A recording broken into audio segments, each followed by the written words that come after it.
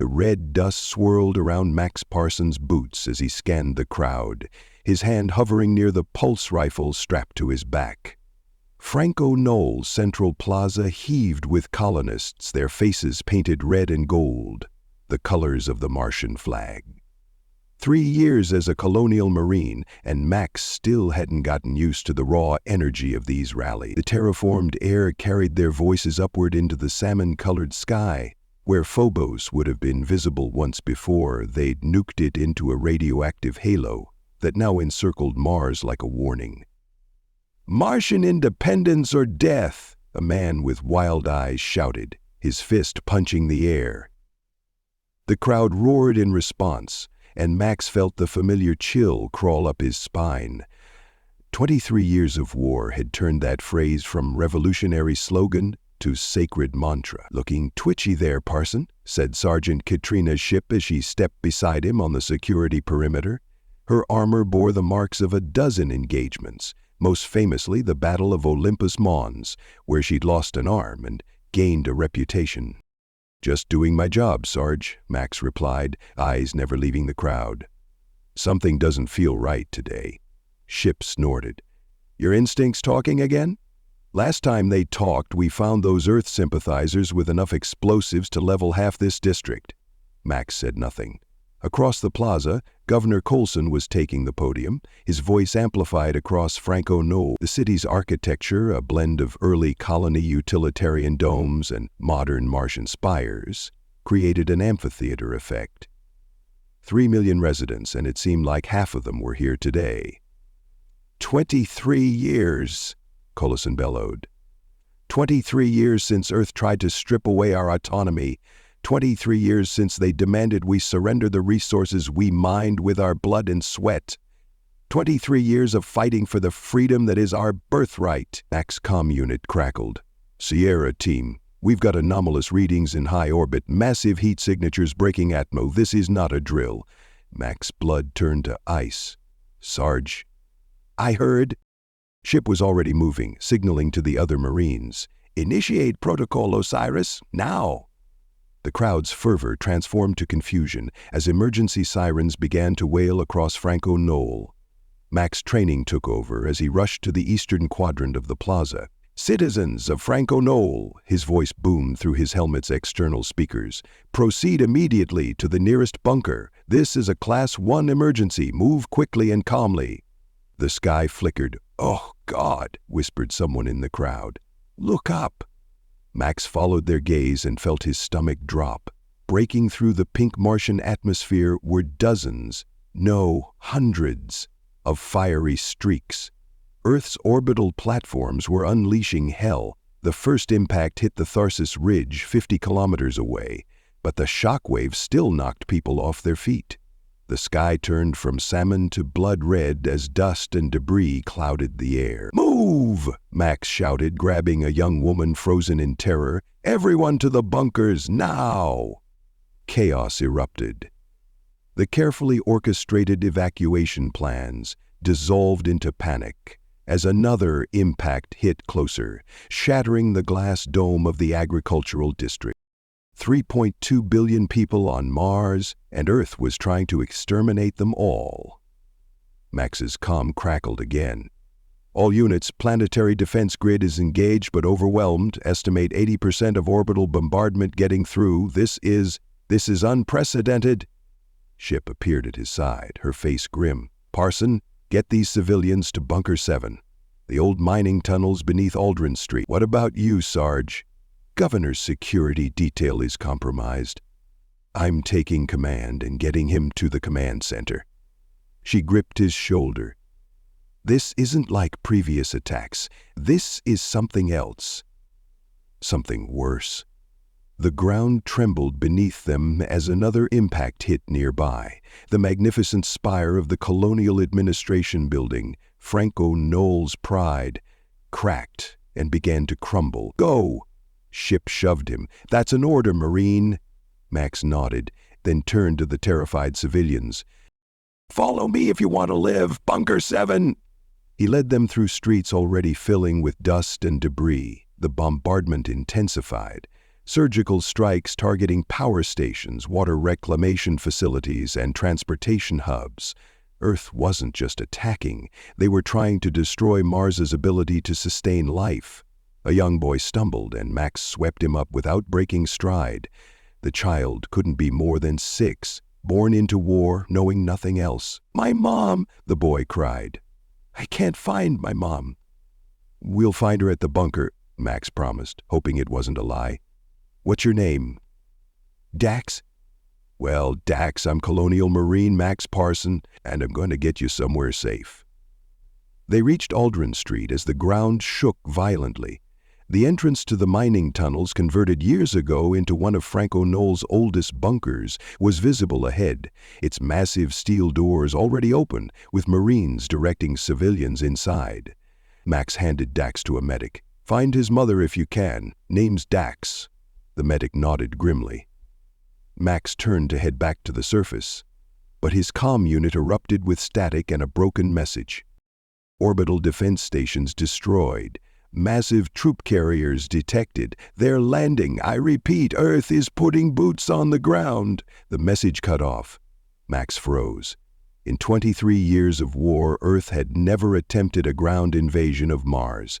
The logistics were too complex, the casualties too high to justify. Until now. A corporal grabbed his arm. "Sir!" "Colonel Darius is ordering all Marines to defensive positions. They are estimating ground forces will reach Franco Knoll within the hour." Max looked back at the bunker entrance, at the civilians huddling inside, at young Dax's tear-streaked face. "How many Marines are we mustering?" "Maybe 8,000 in Franco Knoll, sir, against what looks like 100,000 Earth troops. Impossible odds, suicide. But if they didn't fight, Earth would slaughter every colonist." Max checked his pulse rifle and activated his armor's combat systems. The Gadsden flag, symbol of colonial independence across the solar system, was emblazoned on his shoulder plate, its 13 stars representing the first 13 colonial settlements in the system. "Get these people sealed in," he ordered, "then show me where I'm needed." As he headed back to the surface, Max thought of his parents, early colonists, who'd believed in Mars's future, who'd died believing Mars would one day be truly free.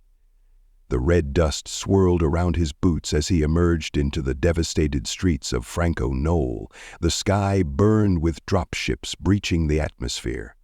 In his earpiece, he heard the remnants of the colonial fleet engaging Earth's invasion force in orbit. Heard the death cries of ships and men. Heard the beginning of the end. Or maybe, Max thought as he checked his weapon and moved toward the city's perimeter, just the end of the beginning.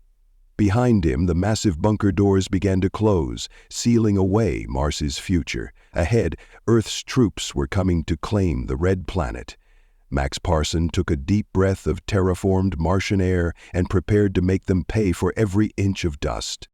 "Parson, get your ass over here!" Max turned to see Lieutenant Montana waving frantically from an overturned transport. He sprinted across the debris-littered street, pulse rifle clutched tight against his chest. A dozen Marines had established a hasty defensive position, deploying portable shields and mounting heavy repeaters on the rubble. "Sit rep?" Max asked, sliding into cover beside Montana. The lieutenant's face was streaked with dust and blood. "Earth's landing 3 clicks east at the old terraforming station. First wave's already touching down. Dropships, armor, and some new infantry we haven't seen before." Max's helmet display lit up with tactical overlays. The colonial defense net was fragmented but still functioning. Red dots representing Earth forces swarmed across the eastern quadrant. "What about our orbital defenses?" Montana's laugh was hollow. "What orbital defenses?" "They're gone, Parson. Completely overwhelmed. The bastards must have been building this invasion force for years, hiding it behind Jupiter or something." He checked his own rifle. "Colonel Darius has ordered all available units to form a defensive ring around the bunker entrances. We hold as long as we can, give the civilians time to get deep underground." "And then what?" Montana didn't answer. He didn't have to. "Incoming!" someone shouted. The air screamed as Earth dropships roared overhead, their engines burning blue-hot against the dust-choked sky. One banked sharply, hovering over a collapsed apartment complex 2 blocks away.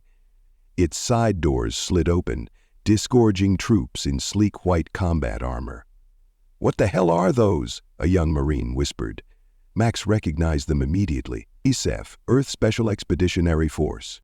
The elite troops that had devastated the colonies on Ganymede years earlier. The boogeyman that colonial parents used to frighten unruly children.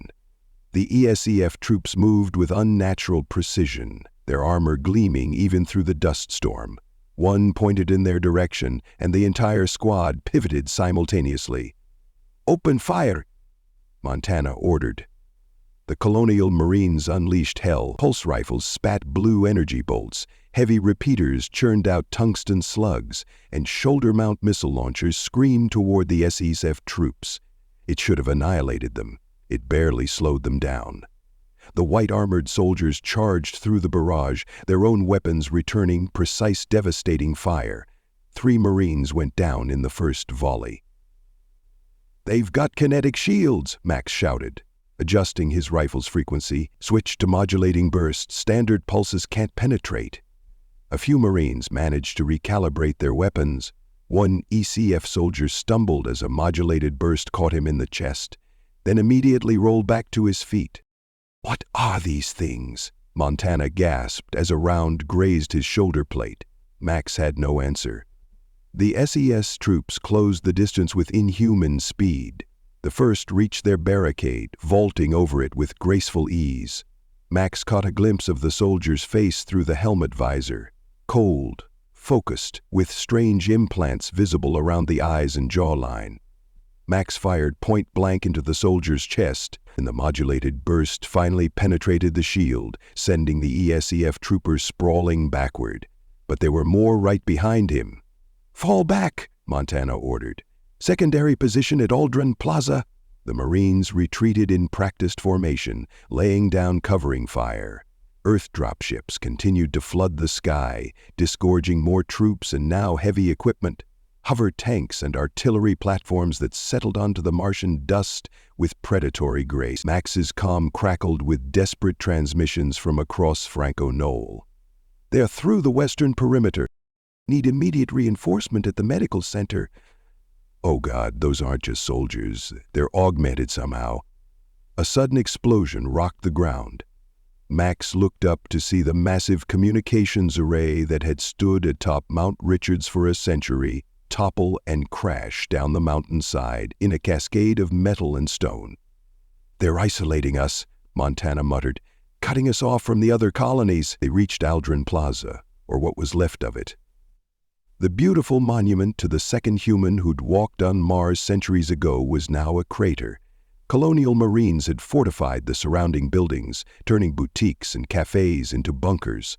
Colonel Darius had established a command post in the transit station. "Lieutenant Montana," Darius acknowledged as they rushed inside. A holographic display of Franco Knoll floated before her, more red dots appearing with each passing minute. "Report." "ESEF troops at the eastern perimeter, ma'am. They've got some kind of enhanced armor and augmentations we haven't seen before. Standard pulse weapons barely slow them down." Darius nodded grimly. "We're seeing the same everywhere. Whatever Earth's been developing the past decade, they've thrown it all at us today." She manipulated the hologram, zooming out to show all of Mars. Red markers blinked across the planet's surface. "It's not just Franco Knoll. They're hitting New Shanghai, Olympus City, Meriter Valley, everywhere." Max stared at the display in horror. This wasn't a raid or a strategic strike. This was extinction. "What's the plan, Colonel?" he asked. Darius looked at him, and for a moment her mask slipped. Max saw raw fear before the commander's composure returned. "We've lost, Marine." Her voice was steady. "Earth isn't here to subjugate Mars anymore. They're here to end us." The command center fell silent. "With respect, ma'am," Max said, "as long as there's one colonial with a pulse rifle, we haven't lost." A ghost of a smile touched Darius's lips. "Well said, Parson." She straightened her back. "We have 300,000 civilians in bunkers beneath this city. Our job now is to buy them time. Keep Earth busy up here while our people go deeper." "Deeper where, ma'am?" Montana asked. Darius's finger traced across the holographic display to the vast Valles Marineris, the enormous canyon system that stretched across Mars's equator.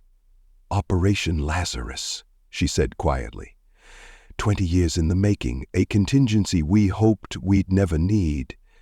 Max recognized the name from whispered rumors. "It's real?" "As real as the air we're breathing," Darius confirmed. "Deep beneath Valles Marineris, we've built a sanctuary.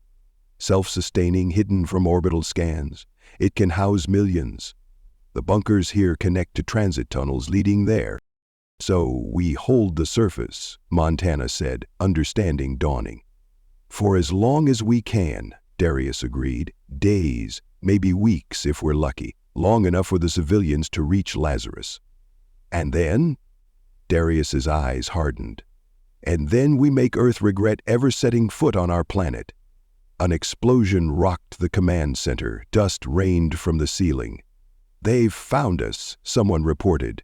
"SF troops approaching from all sides." Darius closed the holographic display. "You have your orders. Every minute we survive is another 100 civilians who make it to safety." She drew her sidearm. "For Mars." "For Mars," the Marines echoed. As they moved to their positions, Max caught Montana's arm. "Sir, there's a boy in Bunker 7. Dax, if you make it out of here." "I'll find him," Montana promised. "But you'll tell him yourself when this is over." Max nodded, knowing the lie for what it was. Outside, the sky had darkened to a blood-red twilight as dust and smoke choked the atmosphere. The terraformed paradise of Mars was dying. But its people would not. Max took position behind a fallen pillar, training his rifle on the approach to the transit station. Behind him, hundreds of Marines prepared for their last stand. None expected to see another sunrise. The first ESEF troops appeared at the edge of the plaza, their white armor ghostly in the dim light. Hundreds of them, moving in perfect formation.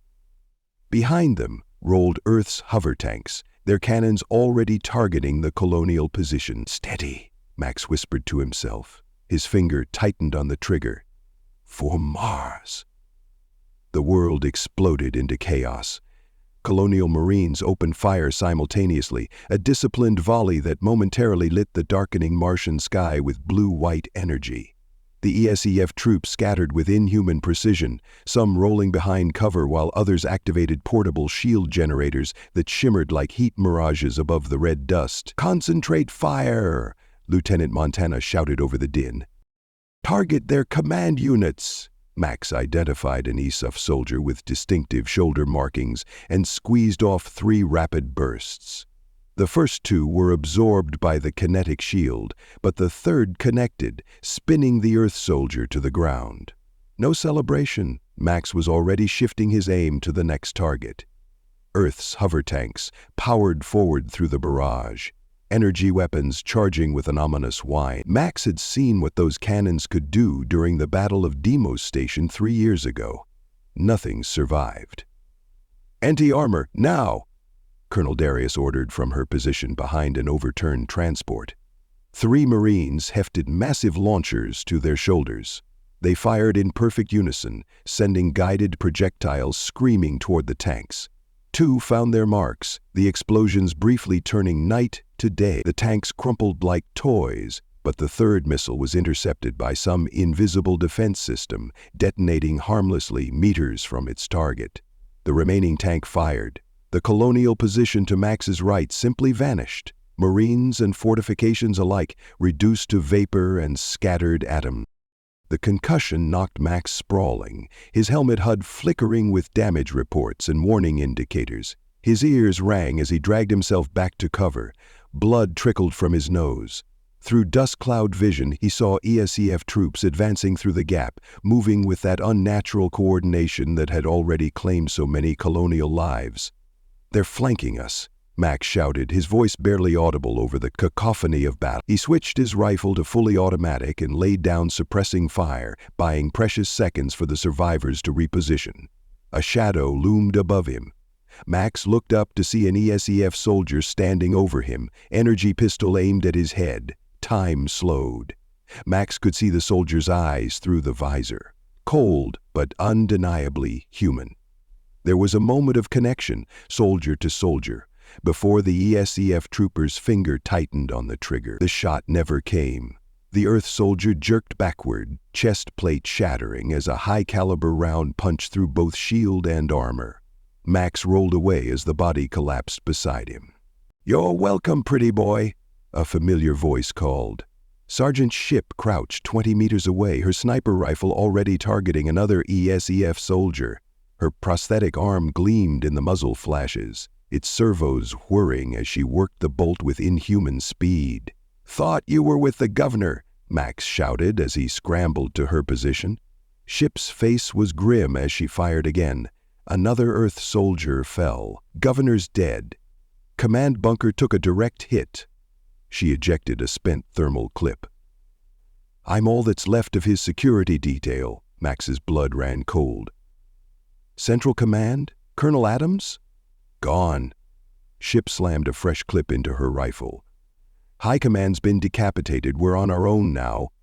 Across the ruined plaza, Lieutenant Montana was rallying the remaining Marines, pulling them back toward the transit station in a fighting retreat. Colonel Darius stood in the entrance, directing the defense with the calm efficiency that had made her a legend among the colonial forces. "What about Operation Lazarus?" Max asked, firing a burst at advancing ESEF troops. "Still viable. Darius is the ranking officer on the planet now. She's initiated full evacuation protocols." Ship sighed down her scope. "Problem is, Earth seems to know exactly where our bunker entrances are. They're targeting them specifically." Max thought of Bunker 7, of Dax and the thousands of civilians sheltering there. How? That information was compartmentalized. Ship's laugh was bitter. "We've got a rat. Has to be." An explosion rocked the transit station. Darius disappeared in a cloud of dust and debris. Montana shouted something unintelligible, pointing at the sky.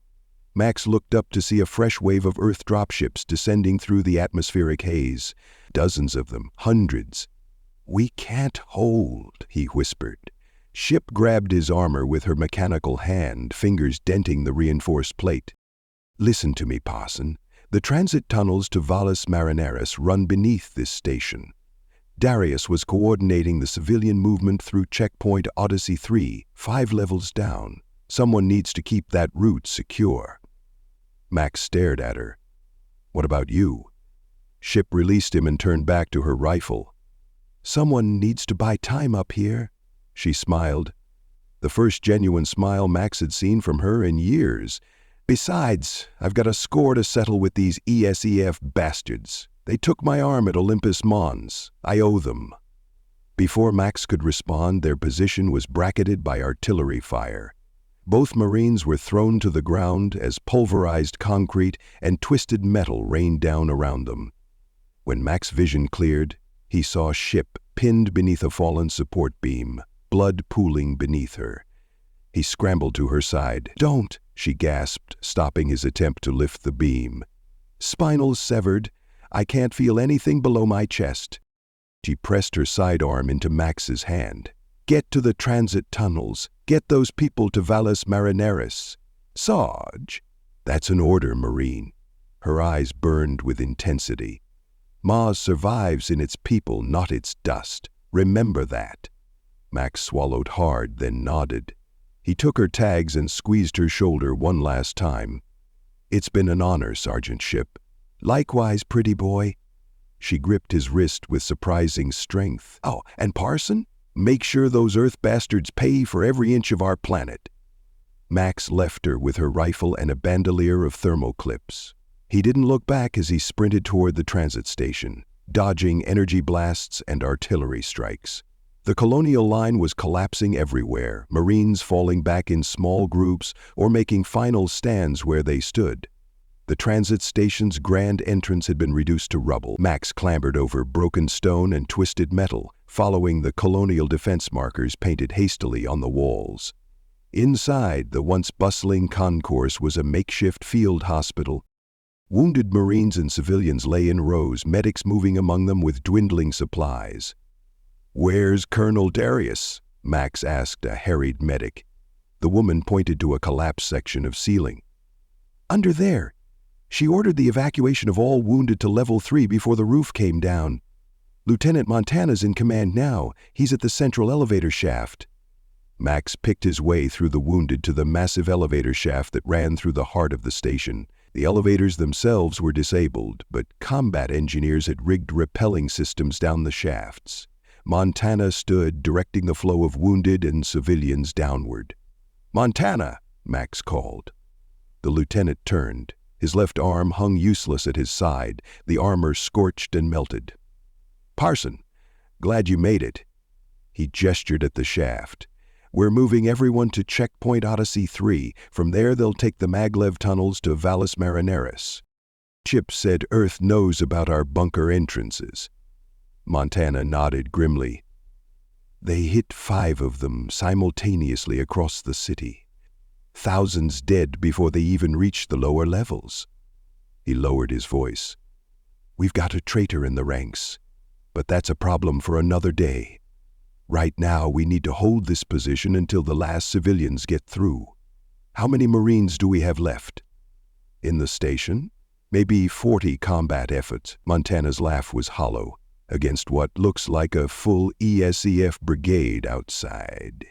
An explosion echoed from the concourse, followed by the distinctive sound of Earth pulse rifles. ESEF troops had breached the station. "They're inside!" someone shouted. Montana's face hardened.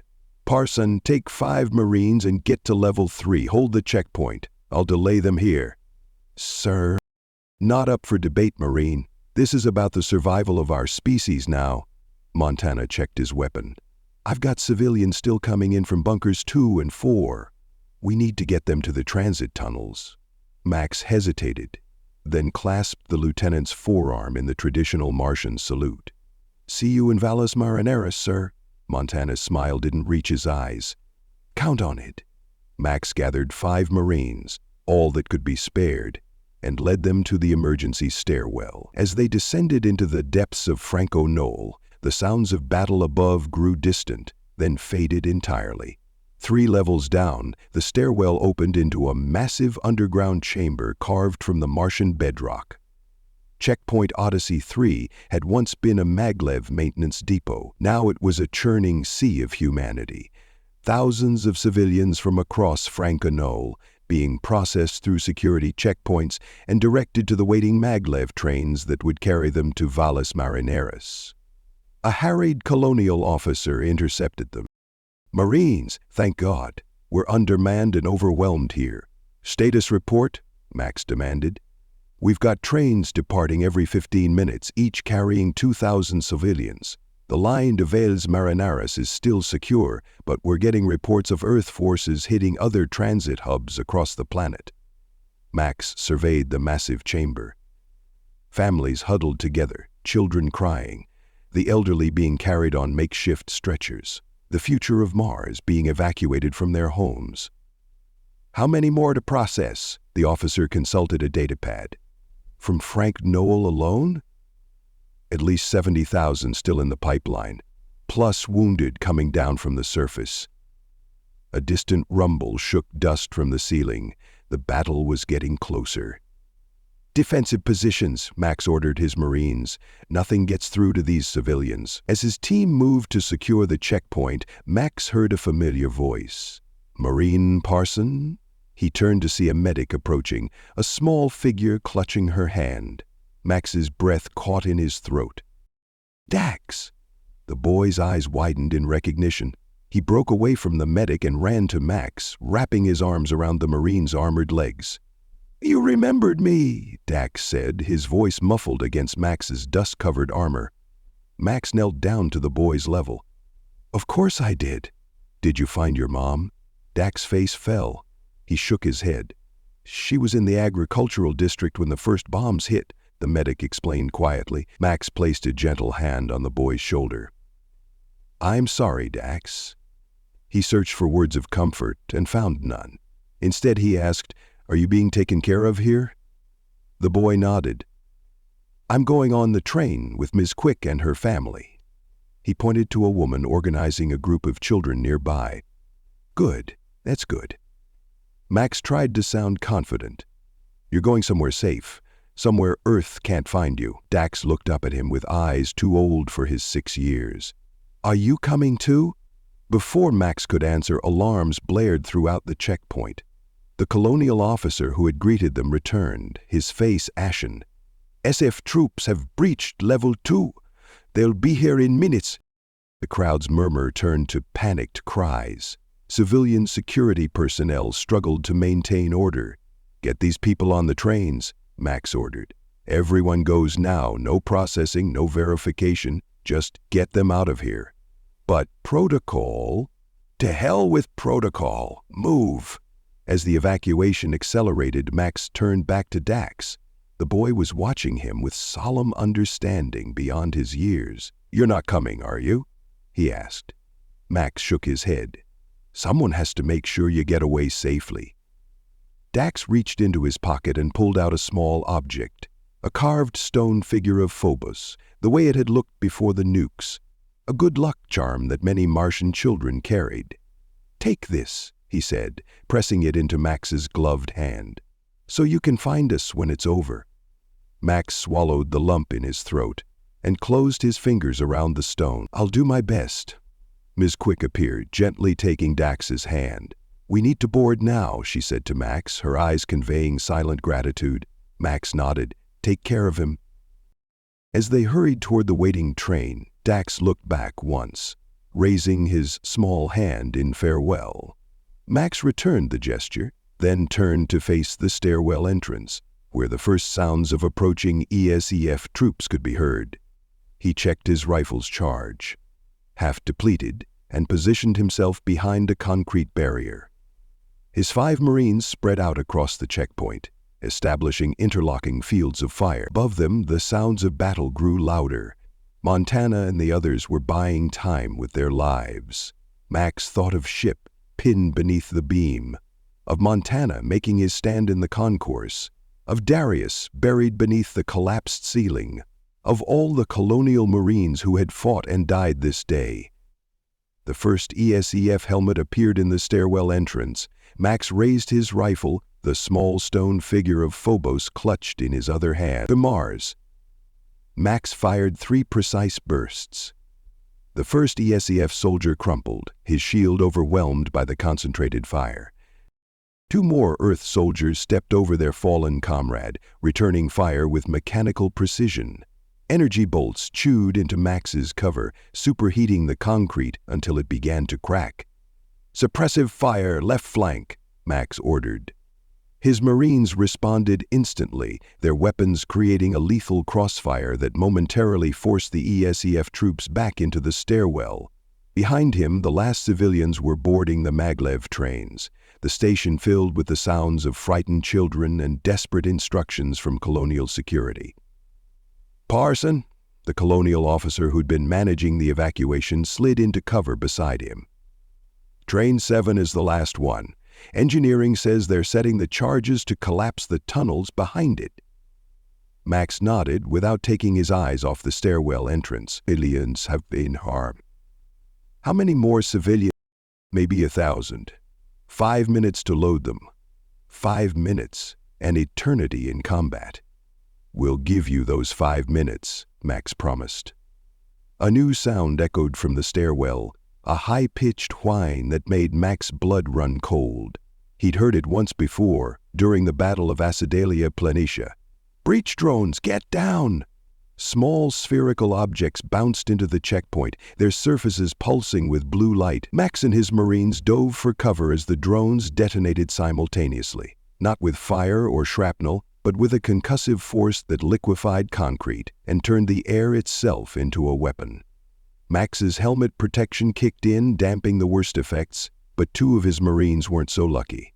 They lay crumpled against the far wall, their armor crushed like paper.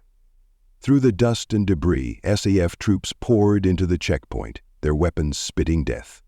Unlike regular Earth forces, these soldiers moved with unnatural cohesion, more like parts of a single organism than individual fighters. "Fall back to secondary positions," Max ordered his remaining Marines. "Protect the boarding platforms." They retreated in good order, laying down covering fire as they moved toward the maglev platforms where the last civilians were boarding. Max checked his rifle's charge. Critically low. He swapped in his final power cell, knowing it wouldn't be enough. A scream cut through the chaos.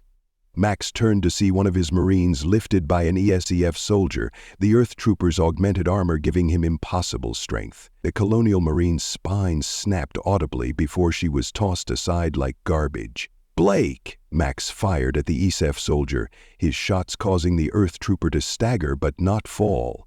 More were coming, advancing relentlessly through the Marines' defensive fire. "Last train is loaded!" the Colonial officer shouted from the platform. "Engineers are starting the countdown." Max made a split-second decision. "All Marines, fall back to the train. That's an order." His two remaining Marines backed toward the platform, still firing. Max moved to follow, then noticed a young woman frozen in terror behind an overturned cart, missed in the evacuation. "Go!" he shouted to his Marines. "Get on that train." Max sprinted to the woman, grabbing her arm and pulling her toward the platform.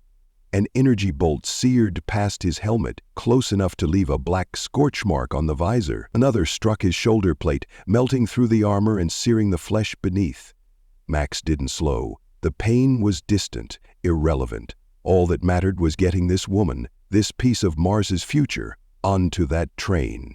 They reached the platform as the maglev's doors began to close. Max shoved the woman through the narrowing gap, then turned to face the advancing ESEF troops. His Marines fired from inside the train, providing what cover they could. "Parson, come on!" one of them shouted.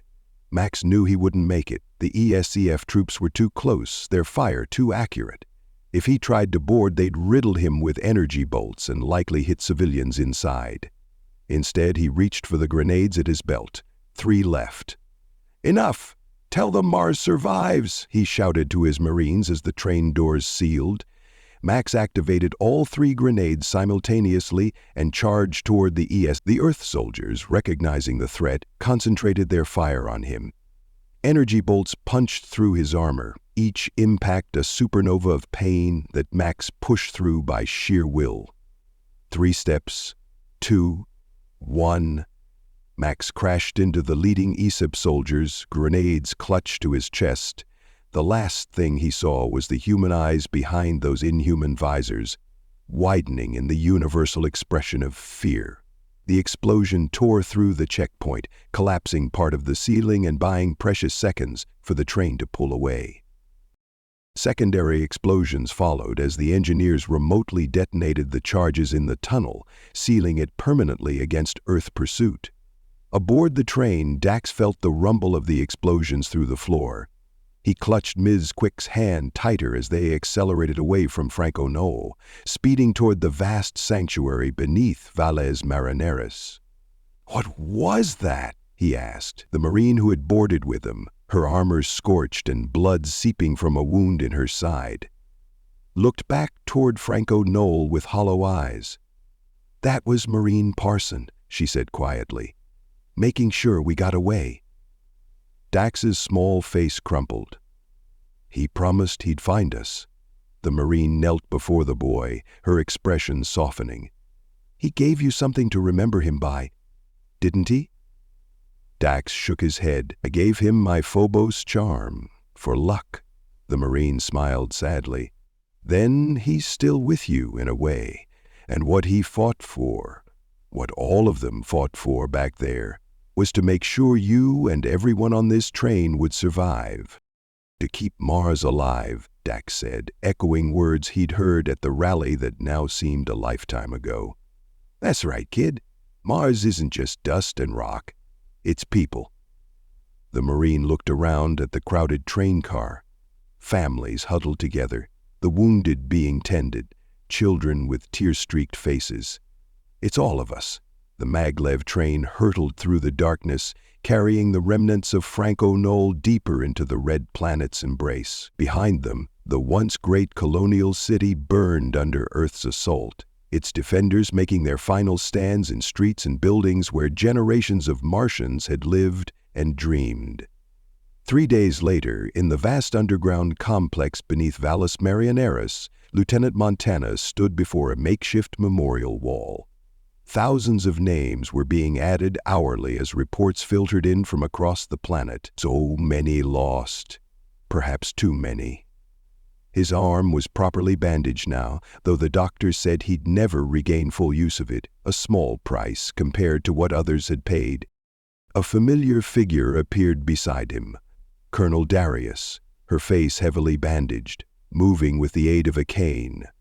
Reports of her death had been premature. She'd been pulled from the rubble of the transit station by the last evacuating Marines. "How many made it?" Montana asked quietly. Darius consulted her datapad. "From Franco Knoll? About 250,000. Her voice was raspy from dust inhalation. "Planet-wide, we're looking at just under 2 million so far, with some groups still trickling in through secondary routes." 2 million, Montana repeated. "Out of 3.2 billion? Darius didn't answer. There was nothing to say to make the numbers less horrific. "Earth controls the surface now," she said after a long silence. "Orbital scans show they're setting up permanent bases, bringing in terraforming equipment, remaking Mars in Earth's image," Montana said bitterly. "After they murdered its people. Not all of them." Darius gestured to the vast cavern around them, where refugees from across Mars were being processed, housed, fed. "We're still here, and they don't know about Lazarus." Montana wasn't so sure. "They knew about our bunkers, Colonel. About our evacuation routes. Someone talked. We found him." Darius's voice was cold. "A senior aide to the governor. Earth promised him a cushy position in their new colonial administration." Her smile was grim. "He's been dealt with. Too late for those we lost." "Yes." Darius placed a hand on the memorial wall. "But not too late for those who remain." Montana followed her gaze across the cavern to where children played in a makeshift recreation area. Among them was a small boy with solemn eyes, clutching something in his hand as he watched the other children. "What now, Colonel?" Montana asked. "We can't hide down here forever." "No, we can't." Darius straightened, wincing at the pain from her injuries. "But we can rebuild. We can plan, and when the time is right," her eyes hardened, "we can remind Earth that Mars is not so easily conquered." Montana nodded slowly. "The other colonies, Venus, the Belt, already sending messages of support. Secretly, of course." Darius' smile turned predatory. "Earth didn't just massacre Martians. They showed every colony in the system what awaits them if they don't bow to Earth's authority." "They've united the colonies against them," Montana realized. "Precisely. The war isn't over, Lieutenant. It's just entered a new phase." As they spoke, Dax approached the memorial wall. In his small hand, he held a crudely carved stone figure. A new Phobos charm he'd made himself. He placed it at the base of the wall, then stepped back and saluted as he'd seen the Marines do. Montana watched the boy with a lump in his throat. "Parson asked me to look out for him," he said quietly. "If I made it, and he didn't?" Darius nodded. "Then that's your mission now, Lieutenant." She looked around at the gathered refugees, the last free Martians. "We all have our missions. Survive, rebuild, remember, and someday return to the surface," Montana added. "Someday," Darius agreed. "For now, we are Mars's past, present, and future, preserved here in the dark while Earth celebrates its hollow victory above." In the shadows of Valles Marineris, humanity's last stand on Mars had ended, but in its place, something new had begun. A promise written in blood and sacrifice.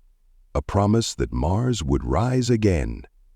Dax stepped away from the memorial wall, the red dust of the surface still clinging to his shoes. He looked up at the carved ceiling of the massive cavern, imagining the stars beyond the rock and the planet's surface above. "For Mars," he whispered, echoing the words of the fallen. "For Mars." Dax pressed his ear against the cold metal wall, listening for footsteps in the corridor beyond. Nothing. He waited 10 more heartbeats, the way Marine Parson had taught him during those final chaotic minutes in Franco Knoll, then carefully opened the maintenance hatch.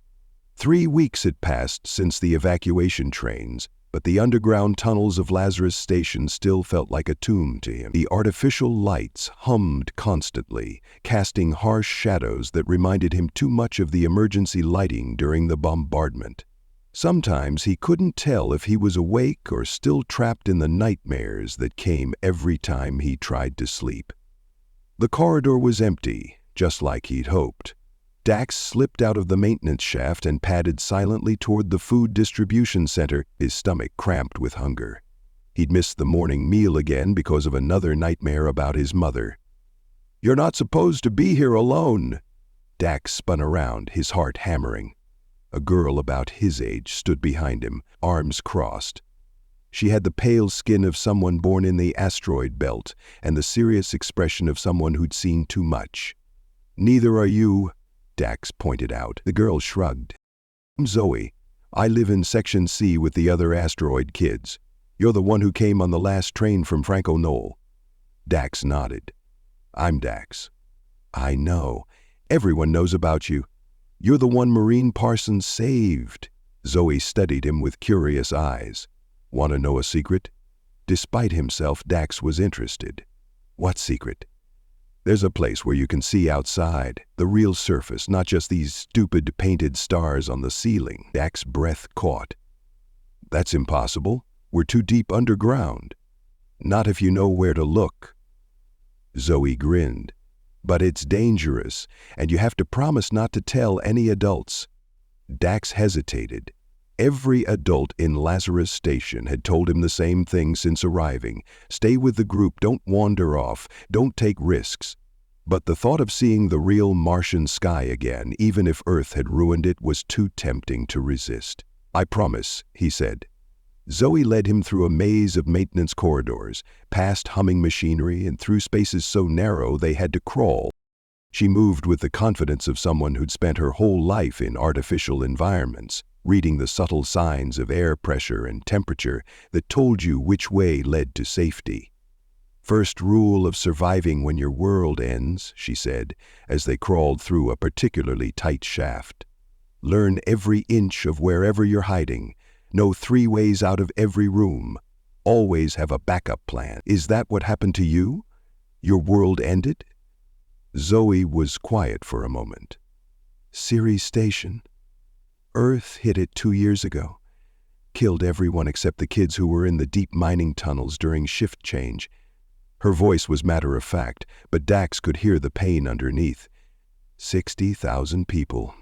I was in school, learning about Earth history. Ironic, right?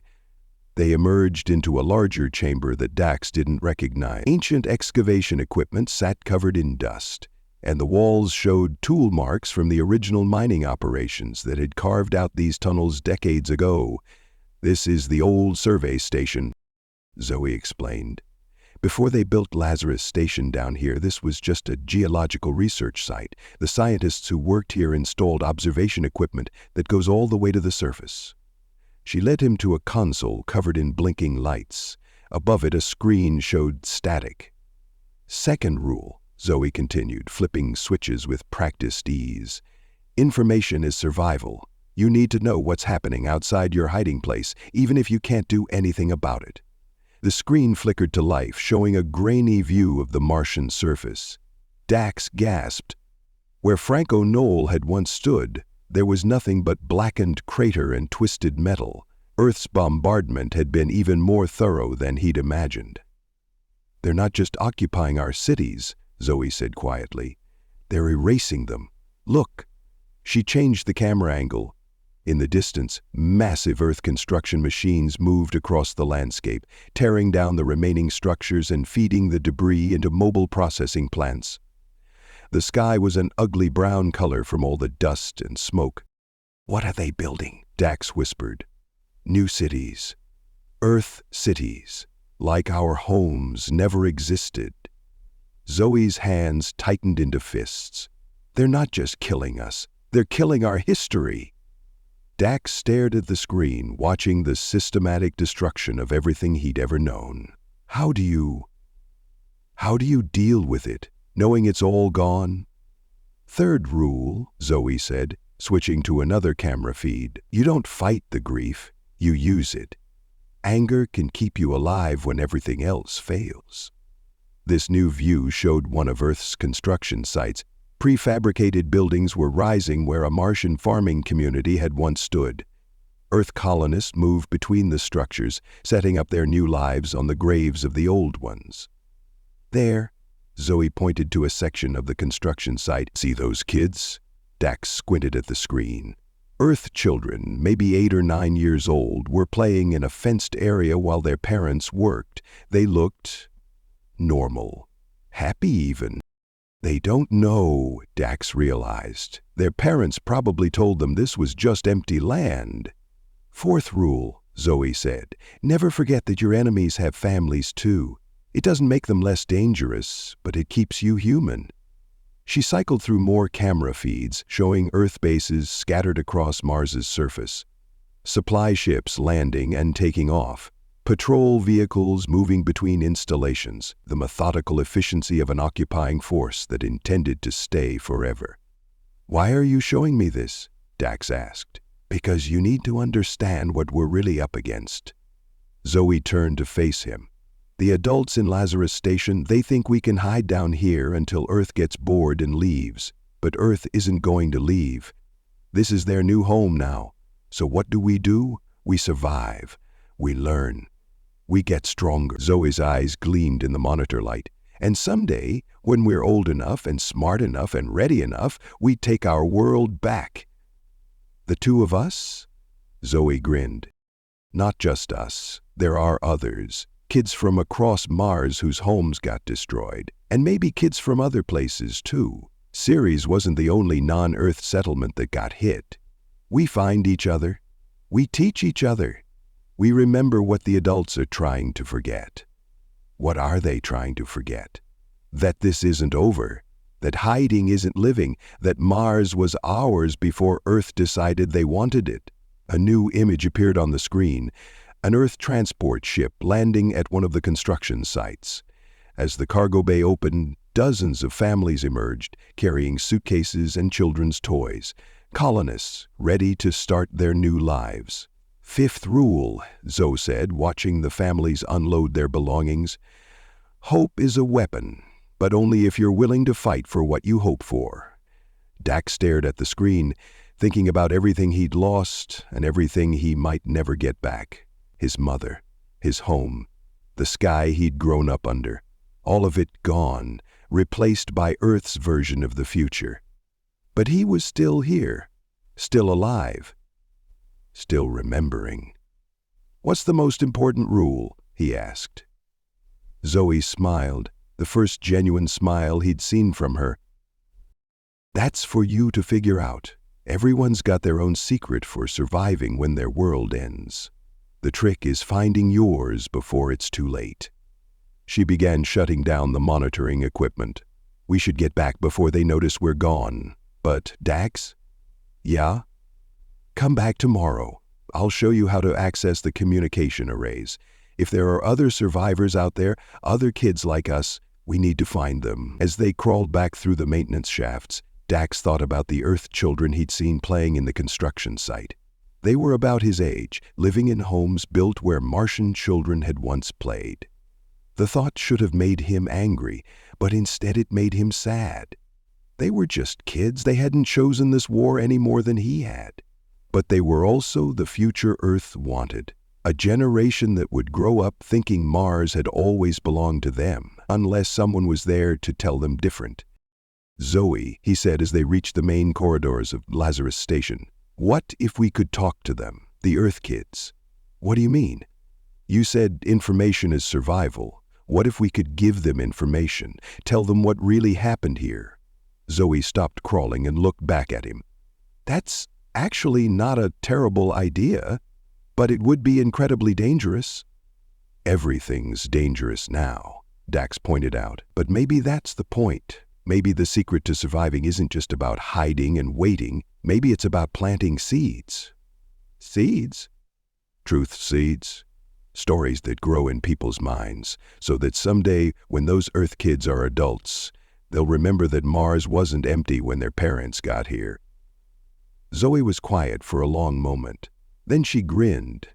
"Rule 6. Sometimes the best way to win a war is to make sure the next generation knows there was a war to begin with." They emerged into the main corridor just as the evening meal bell began to ring. Around them, refugees streamed toward the dining halls, their faces showing the strain of 3 weeks underground. "Tomorrow," Zoe whispered as they joined the crowd, "I'll show you the communication arrays, and maybe we can start planting some seeds." Dax nodded, feeling something he hadn't felt since the evacuation: purpose.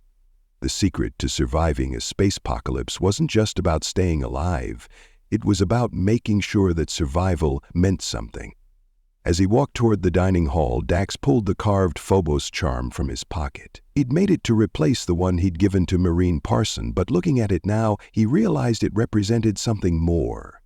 It was proof that he remembered. Proof that Mars had existed before Earth came. Proof that some things were worth preserving, even when preserving them seemed impossible. Tomorrow he would start learning how to preserve them. The next morning, Dax woke before the artificial dawn cycle began in Lazarus Station. He'd slept better than he had since the evacuation, his mind focused on something other than the nightmares. He had a mission now. He found Zoe waiting in the same maintenance shaft where they'd met the day before.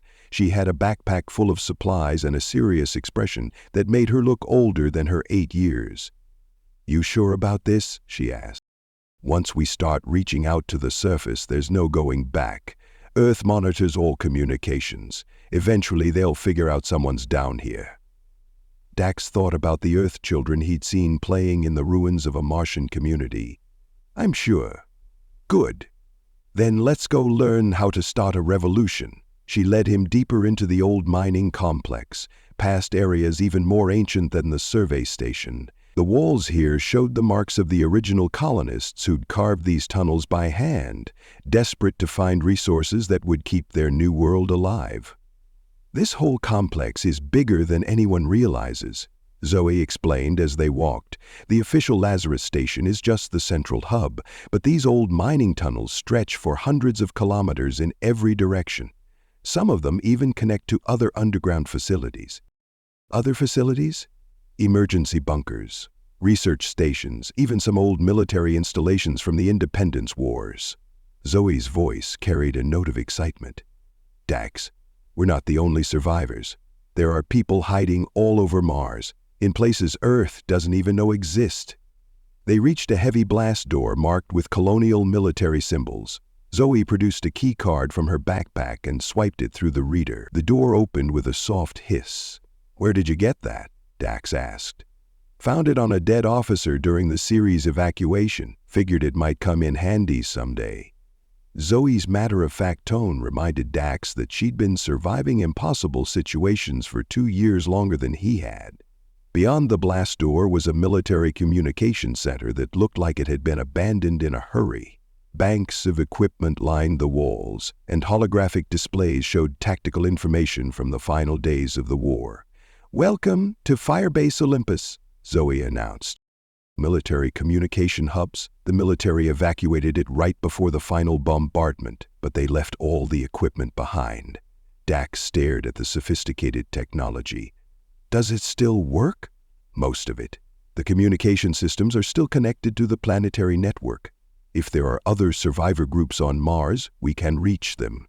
Zoe began powering up the systems. "But more importantly, this equipment can tap into Earth's communication networks. We can listen to their transmissions, maybe even send them some transmissions of our own." As the systems came online, the room filled with a soft hum of active electronics. Holographic displays showed communication networks spanning Mars. Most showed red markers, colonial stations that had gone dark. but a few still pulsed green. There, Zoe pointed to a green marker in the northern polar region. Borealis Research Station is still active. And look, New Shanghai's underground district, even some of the deep mining complexes in the southern highlands. They're still fighting? No, they're doing what we're doing, hiding, surviving, waiting. Zoe's fingers danced over the control interface. But together, maybe we can do more than just wait. She opened a communication channel to Borealis Station. After a few moments of static, a voice crackled through the speakers. Firebase Olympus, this is Borealis Station. We thought you were destroyed weeks ago. Zoe keyed the microphone. Borealis Station, this is... Call me Phoenix. Firebase Olympus is operating under emergency protocols. What's your status? Phoenix, we've got about 800 refugees down here, including maybe 100 kids. Food situation is getting tight. Earth patrols are expanding their search patterns every day. Dax felt his heart sink. 800 people, slowly running out of supplies while Earth forces closed in. It was the same story everywhere. More recent station, Zoe continued, we're working on something that might help. Can you patch us through to the other survivor groups? Stand by, Phoenix. Over the next hour, Zoe established contact with survivor groups across Mars. The picture that emerged was both heartbreaking and inspiring. Hundreds of thousands of Martian refugees were hiding in forgotten corners of their world, from polar research stations to deep mining tunnels in the planet's most remote regions. But they were scattered, isolated, and slowly being picked off by Earth forces. What they needed was coordination, communication, hope. Here's what I'm thinking, Zoe said after they'd finished the initial round of contacts.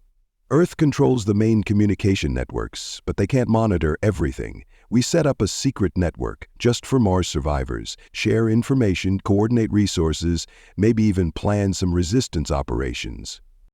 And the Earth kids? Dax asked. How do we reach them? Zoe grinned. That's where it gets interesting. Earth's colonists use civilian communication networks, entertainment channels, educational programs, social networks. Their kids are plugged into all of it. She brought up a holographic display showing Earth's civilian networks. Hundreds of channels carried everything from news programs to children's shows to interactive games. We hack into their systems, Zoe explained. Slip our messages into their entertainment feeds, tell our stories, share our history, make sure Earth's children know what really happened here. Won't Earth figure out what we're doing? Eventually. But by then the seeds will be planted. Earth can control what their kids see officially, but they can't control what those kids remember. Dax thought about this for a moment. What kind of messages?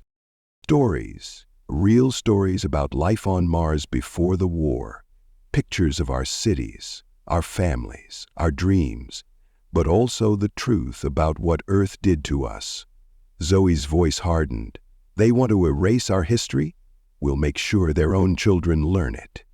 They spent the rest of the day learning the communication systems and establishing secure channels to the other survivor groups. By evening, they had created what Zoe called the Ghost Network, a hidden communication system linking refugee communities across Mars. This is just the beginning, she said as they prepared to return to Lazarus Station. Tomorrow, we start reaching out to Earth's civilian networks. And Dax? Yeah?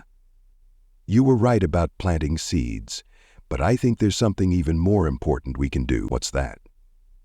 We can grow gardeners, kids like us, in every survivor community on Mars, learning how to keep the truth alive, so that no matter what happens to our generation, the next one will know who we really were. As they walked back through the ancient tunnels, Dax realized that Zoe had taught him something crucial about surviving an apocalypse. It wasn't enough to just stay alive, you had to stay human. You had to remember what you were fighting for, and most importantly, you had to make sure that memory survived even if you didn't. Zoe, he said as they reached the entrance to Lazarus Station, what do you think the most important rule really is? The one you said I had to figure out for myself? She stopped and looked at him seriously. What do you think it is? Dax thought about everything they'd done that day, the contacts with other survivors, the plans to reach Earth's children, the network they were building to preserve their history. "The secret to surviving a space apocalypse," he said slowly, "isn't about survival at all. It's about making sure that something good grows from the ashes, even if you never get to see it yourself." Zoe smiled. "That's a pretty good secret to know." As they rejoined the flow of refugees heading to the evening meal, Dax felt the carved Phobos charm in his pocket. Tomorrow he would help broadcast its image across Mars, along with the story of what it meant and why it mattered. Mars might be occupied, but its memory would live on.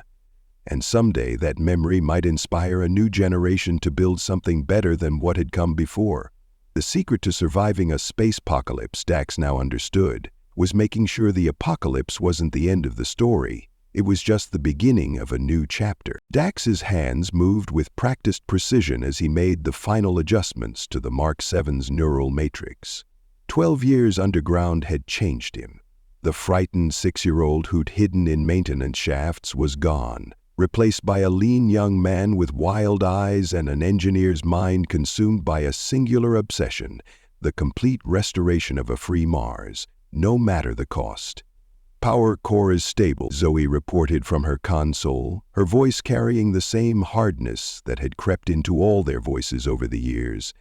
At 20, she had become the unofficial leader of the resistance cells scattered across Mars, coordinating strikes and training operations from the depths of what had once been Firebase Olympus. "AI initialization in 10 seconds. Around them, 24 Martian survivors watched in tense silence.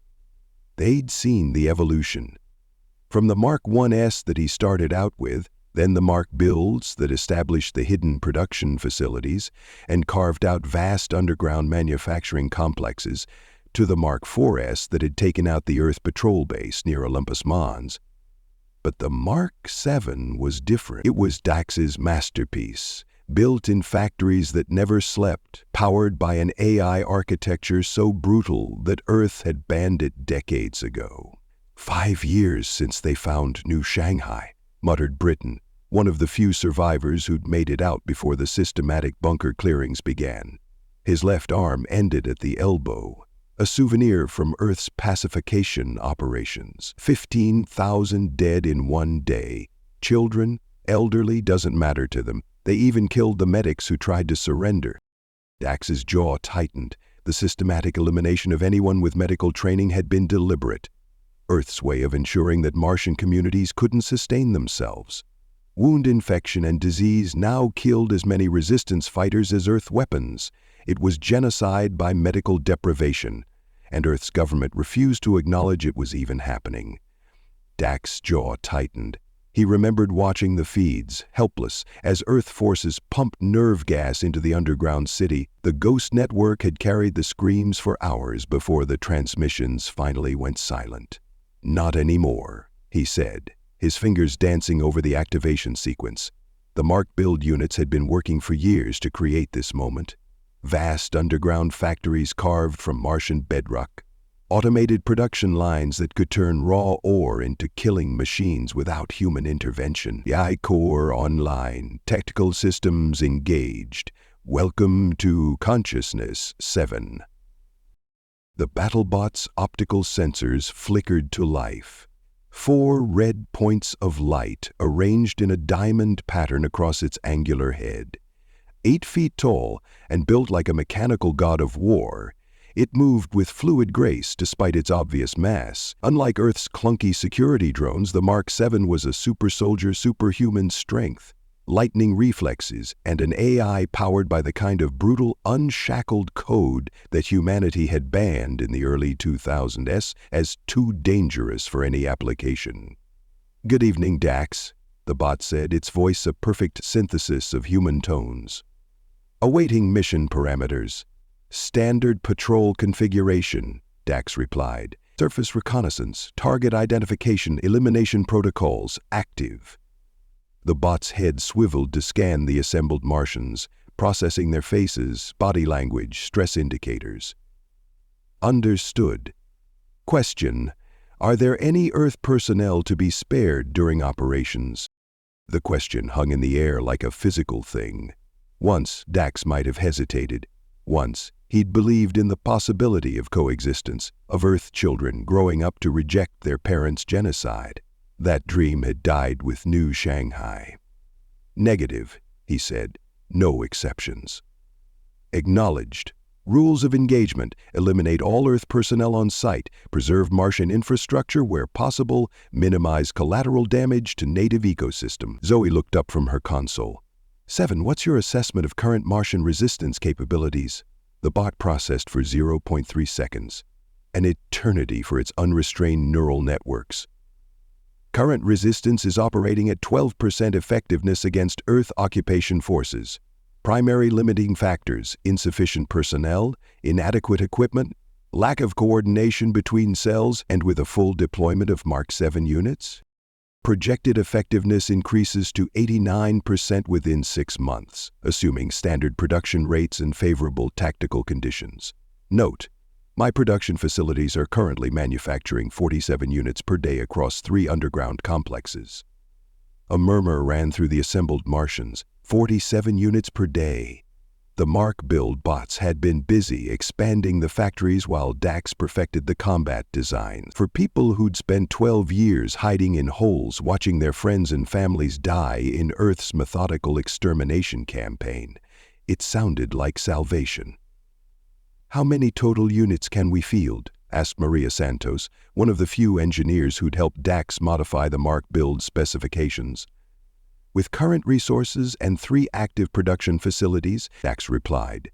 Theoretically unlimited. The Mark builds are self-replicating. They mine the ore, refine the materials, and assemble the units. I've been building this capability since Mark 3. His eyes gleamed with an intensity that bordered on manic. But that's not the real question. The real question is whether we're ready to cross the line. Once we deploy these, there's no going back. Earth will brand us as terrorists, war criminals, murderers. As opposed to what they call us now, Britain's voice was bitter. Insurgents? Hostile remnants? They've been trying to exterminate us for over a decade. At least this way we fight back. Zoe stood, her hand resting on her sidearm, a habit she'd developed after 3 assassination attempts by Earth agents who'd infiltrated the resistance.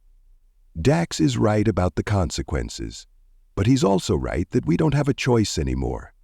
The outer colonies have stopped providing support. The UN claims the Mars situation is resolved. As far as the rest of humanity is concerned, we don't exist. She pulled up a holographic display showing casualty reports from across Mars. Red markers indicated destroyed resistance cells, dozens of them scattered across the planet like drops of blood. In the past year alone, Earth has eliminated 43 safe houses. That's over 8,000 people. Children who never saw the surface. Elderly who remembered Mars before the war. All dead because Earth has decided that the only good Martian is a dead Martian. The room fell silent. Everyone there had lost people in the purges, family, friends, lovers. The bright hope of the early resistance had curdled into something darker, more desperate. What about the Hearts and Minds campaign? Asked Yuki Yoshida, who'd been running psychological operations against Earth colonists for 3 years. Some of the Earth children are starting to ask questions about the history lessons we've been broadcasting. Zoe's smile was sharp as a blade. That's phase 2. While Dax's bots are making life hell for Earth's military, I'll be escalating our sedition operations. But not just broadcasts anymore. She activated another display, showing detailed maps of Earth civilian settlements. Direct action, sabotage, making Earth's colonists understand that they're not welcome here. You're talking about targeting civilians, Yoshida said quietly. I'm talking about targeting occupiers, Zoe shot back. Every Earth family living in a house built on Martian graves is a legitimate target. Every child playing in a park where a Martian community used to stand is a constant reminder that Earth believes they can erase us. Dax watched the argument develop, his hand resting on the Mark 7's armored shoulder. The bot stood perfectly still, waiting for orders, its AI processing thousands of variables and tactical scenarios. It didn't judge their choices or question their morality. It simply waited to kill whoever they pointed it at. "The question isn't whether we're becoming terrorists," he said, interrupting the debate. "The question is whether terrorism works, and based on Earth's historical data." He smiled coldly. "It does, especially when you have technological superiority." He gestured to the Mark 7, whose sensors tracked the movement with mechanical precision. "This unit can operate independently for 6 months. It can navigate any terrain, breach any fortification, eliminate any target. It's stronger than 10 humans, faster than any Earth vehicle, and its AI has no ethical constraints whatsoever. Most importantly, it learns. Every engagement makes it smarter, faster, more effective." "And if Earth captures one?" Britain asked. "If they reverse engineer the AI?" "They can't," Dax replied, his voice carrying the confidence of someone who'd spent years perfecting his designs. "The neural architecture is protected by a deadman switch. Any attempt to extract the AI core results in complete system destruction. Plus, the underlying code is based on principles that Earth abandoned 50 years ago, when they realized how dangerous unrestricted artificial intelligence could be. They'd need decades to catch up, and by then, there won't be any Earth personnel left on Mars to reverse engineer anything." Zoe checked her chronometer. "Surface deployment in 6 hours. By dawn, Earth is going to learn that hiding underground doesn't make us helpless." She looked around the room at faces hardened by years of loss and rage. "Any objections?" Silence. "Good, because it's time Earth remembered something they seem to have forgotten."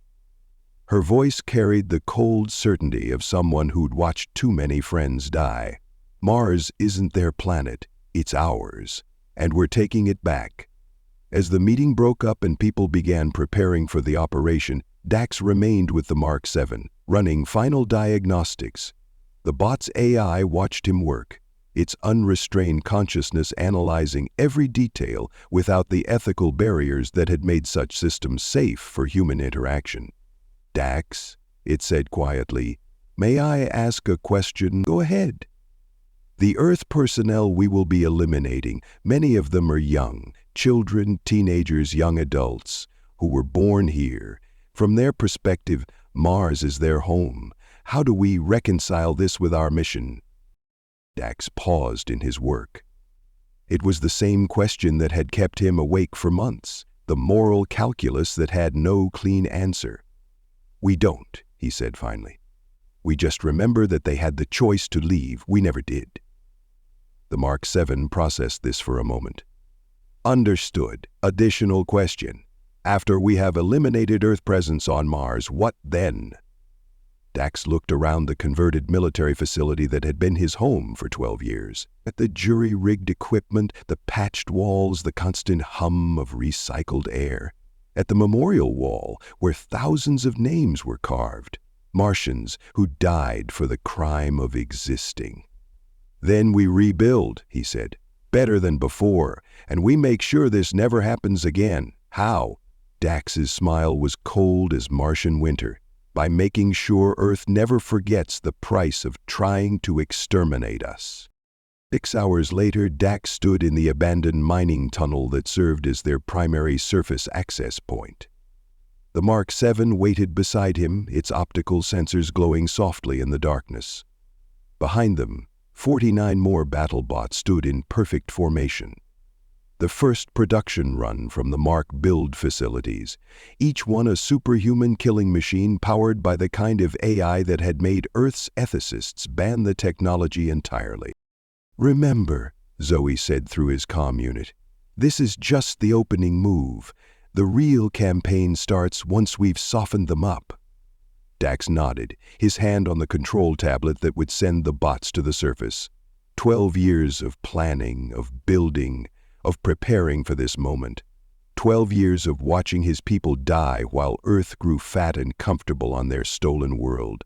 "All units," he said, "commence surface operations. Target priority, military installations, government facilities, infrastructure nodes, rules of engagement, No survivors. The Mark 7 turned its head toward him, red sensors gleaming. Confirmed. Operation Liberation commencing. As one, the 50 battlebots began moving toward the surface, their movements synchronized with inhuman precision. They climbed through the access tunnel with mechanical grace, each unit capable of crushing steel with its bare hands and moving faster than any human could follow, carrying with them the accumulated rage of a civilization that had been pushed too far. Dax followed them to the tunnel mouth, watching as they emerged into the Martian dawn. In the distance, the lights of New Geneva, built on the ruins of Franco Knoll, glittered like stars against the red landscape. By sunset, those lights would be dark. Zoe appeared beside him, her own weapons kit slung across her shoulder. She'd be leading the human resistance teams in coordination with the bot attacks, hitting soft targets, spreading fear, making Earth's colonists understand that their safety was an illusion. "Any regrets?" she asked. Dax thought about the 6-year-old boy who'd given a carved charm to a dying Marine, who'd believed that hope and compassion could somehow win against impossible odds. That boy was gone, transformed by years of loss into something harder, more pragmatic. "No," he said. "We tried peace, we tried coexistence, we tried everything else first." As the Mark 7 units disappeared into the Martian landscape, heading toward their targets with deadly purpose, Dax allowed himself one moment of satisfaction. The secret to surviving a spacepocalypse, he'd learned, wasn't just about enduring until something better came along. Sometimes you had to become the apocalypse yourself. Lieutenant Jason Spurlock of the Earth Colonial Security Force was enjoying his morning coffee when the first explosion lit up the New Geneva skyline. He dropped his mug, watching through his apartment window as the main communications tower collapsed in a shower of sparks and twisted metal. His comm unit squawked to life. All units. "Code Black emergency. Multiple hostile contacts in sectors 7, 12, and 15. Repeat, we have multiple hostile..." The transmission cut to static. Jason grabbed his equipment and rushed outside, joining the stream of Earth personnel mobilizing in response to the crisis. In the distance, more explosions bloomed like deadly flowers. The power station, the vehicle depot, the administrative complex where his commander had been holding the morning briefing. "Spurlock!"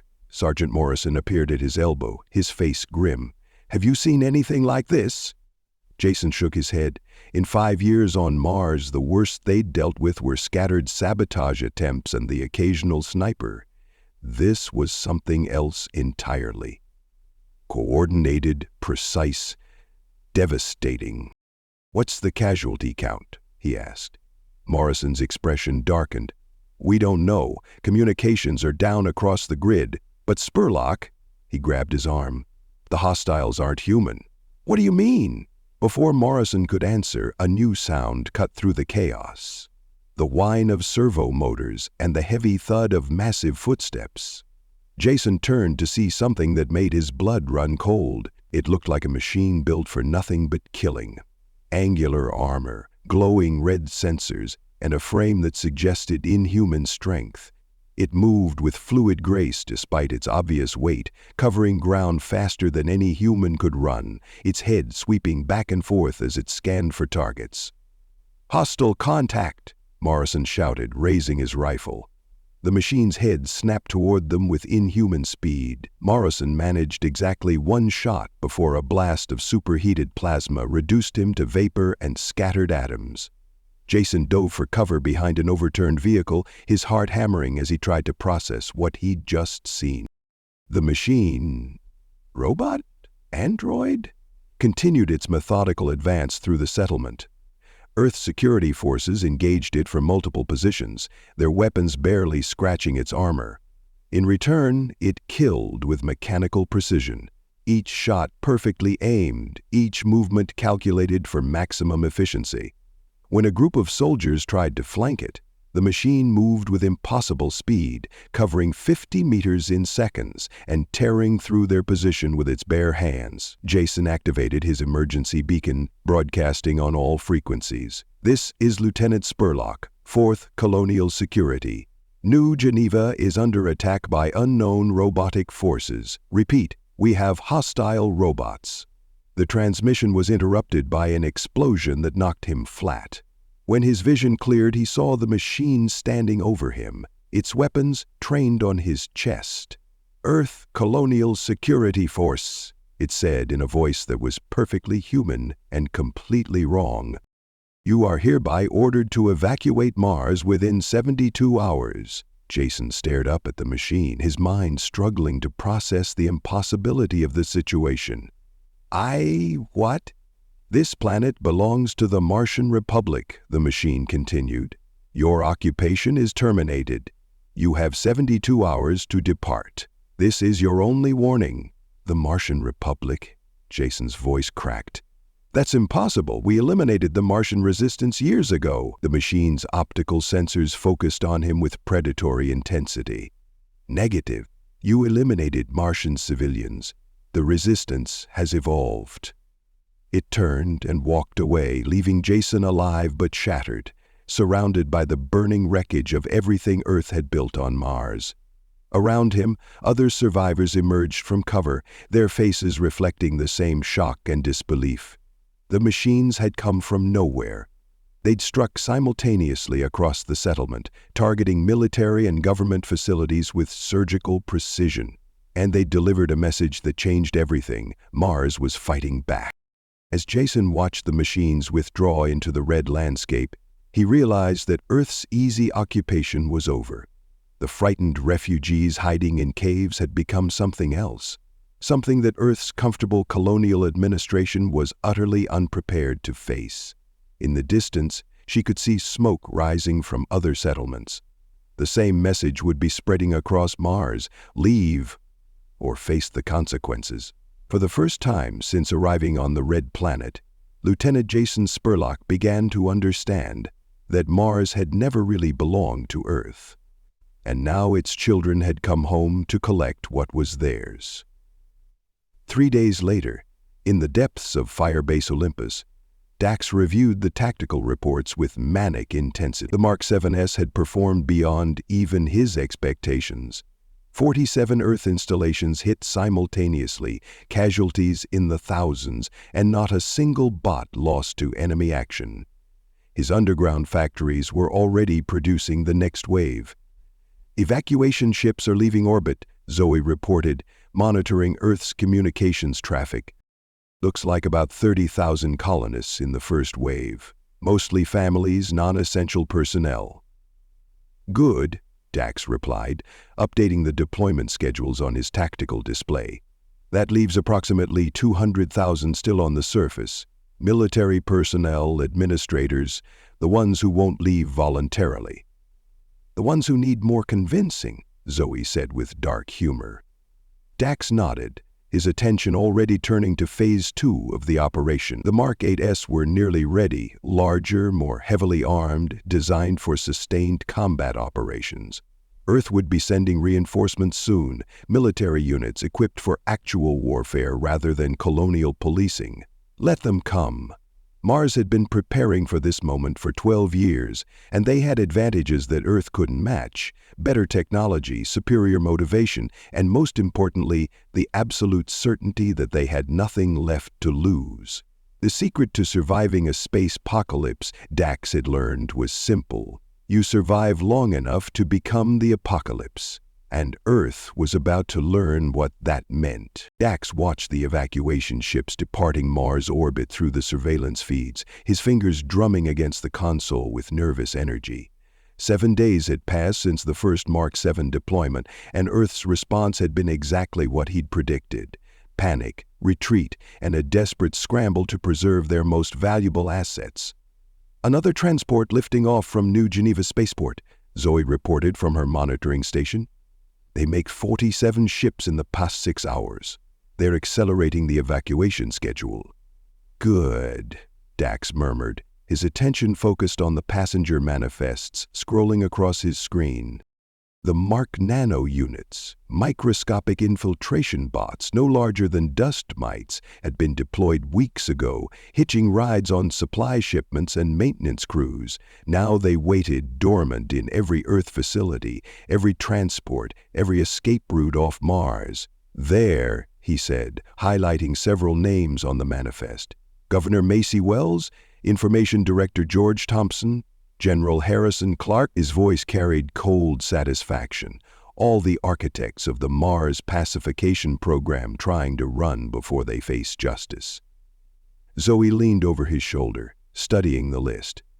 These are the ones who signed off on the bunker clearings, the ones who branded our children as hostile combatants.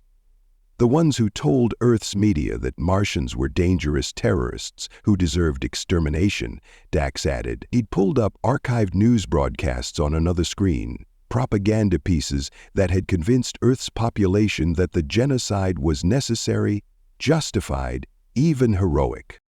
Colonial Security eliminates terrorist cell, Zoe read from one headline. Mars cleansing operation protects innocent settlers. Her voice turned bitter. They made us into monsters to justify murdering us. Dax's hand moved to a small control interface. Nano units are in position aboard 43 evacuation vessels. All high-priority targets have been identified and tagged. What about civilians? Asked Curlin from across the room. Some of those ships have families aboard. The nano units are programmed for precision targeting, Dax replied. They'll only activate against specific biometric signatures, the officials, the propagandists, the officers who gave the orders. Regular colonists who want to leave, he shrugged. That's their choice, but the ones responsible for 12 years of genocide don't get to escape justice. On the screens, Governor Wells was boarding Transport 23, surrounded by her security detail and carrying only a single suitcase. She'd spent the past week denying that any so-called atrocities had occurred on Mars, insisting that Earth forces had only been responding to terrorist attacks. Nano units in Transport 23 are active, Dax announced. Target acquired. Through the ship's internal cameras, they watched as the microscopic bots swarmed through the ventilation system, their programming guiding them toward their designated target. Governor Wells was settling into her first-class cabin when the nanobots found her, a cloud of mechanical death so small it was invisible to the naked eye.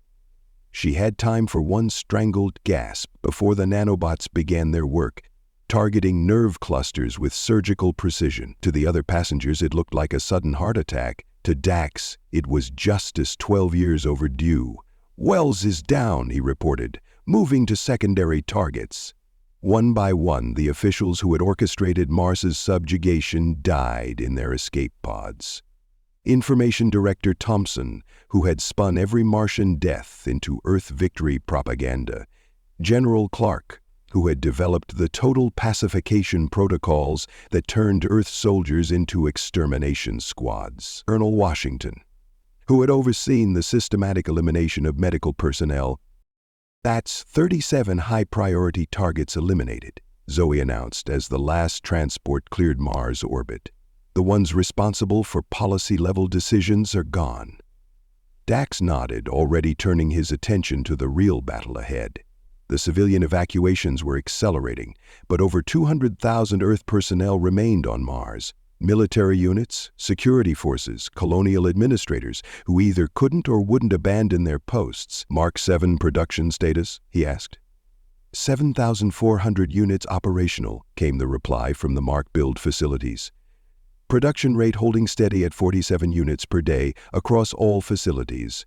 Dax smiled, a cold expression that would have terrified the 6-year-old boy he'd once been. 7,400 superhuman killing machines, each one powered by an AI with no ethical constraints and an absolute dedication to eliminating Earth presence on Mars. Time to end this, he said, activating the planetary communication network. All Mark 7 units, this is Control, Phase 3 is authorized. Rules of engagement, eliminate all Earth personnel on site. No exceptions, no mercy, no survivors. Across Mars, the response was instantaneous. 7,000 red optical sensors flared to life as the Mark 7S emerged from their hidden positions and began converging on every Earth settlement, base, and outpost on the planet. Lieutenant Jason Spurlock crouched behind the wreckage of an overturned transport, watching in horror as his squad was systematically dismantled by machines that moved like death incarnate. The Mark 7S had hit their position at dawn, appearing out of the Martian landscape like mechanical nightmares. "Fall back to the bunker!" he shouted. But there was nowhere to fall back to. The robots were everywhere, in the streets, on the rooftops, moving through the settlement with inhuman coordination. Sergeant Hayes tried to make a run for the communications array, but a Mark 7 intercepted him with impossible speed. The machine covered 30 meters in seconds, its armored hands tearing through Hayes' body armor like paper. Hayes screamed once before the robot literally ripped him apart. "Jesus Christ!" whispered Private Anderson, the youngest member of their unit. "What are these things?" Jason didn't answer. He was watching the tactical display on his helmet HUD, tracking friendly forces across New Geneva. Blue icons were disappearing one by one as Earth positions fell to the robotic assault. The Mark 7S weren't just attacking. They were hunting, moving with predatory intelligence to eliminate every human presence in their operational area. "All units, this is command," crackled through his comm system. "Orbital strike authorized on Grid 7 Alpha. All personnel evacuate immediately." Jason looked up at the sky, where Earth's orbital platforms were powering up their bombardment systems. They were going to glass the settlement rather than let the robots take it intact. "Move!" he shouted to the survivors of his squad. "Orbital strike incoming!" They ran through streets filled with burning vehicles and the scattered remains of Earth forces. Mark 7S tracked their movement but didn't pursue. The robots seemed to understand that orbital bombardment was imminent and were withdrawing to preserve themselves. The strike came 60 seconds later, a lance of superheated plasma that turned the settlement's command center into a crater of molten glass. Jason and his men dove into a drainage culvert as the shock wave washed over them, the heat singeing their exposed skin. When the bombardment ended, Jason cautiously raised his head. The command center was gone, but the Mark 7S were already returning, emerging from underground shelters and concealed positions. The orbital strike had accomplished nothing except destroying Earth's own infrastructure. "Sir," Anderson whispered, "movement at 2 o'clock." Jason turned to see a Mark 7 stalking through the smoke, its red sensors sweeping methodically across the debris field. The machine moved with predatory grace, stepping over chunks of melted concrete as if they were pebbles. "Stay down," Jason hissed, but it was too late. The robot's head snapped toward their position, optical sensors focusing with mechanical precision. "Contact!" Corporal Williams opened fire with his pulse rifle, the energy bolts striking the Mark 7's armor and dissipating harmlessly. The robot didn't even slow down. It moved faster than anything that large had a right to move, covering the distance between them in 3 bounding leaps. Williams managed one more shot before the Mark 7's plasma cannon reduced him to superheated vapor. "Scatter!" Jason shouted, rolling out of the culvert as the robot's next shot turned their cover into molten slag.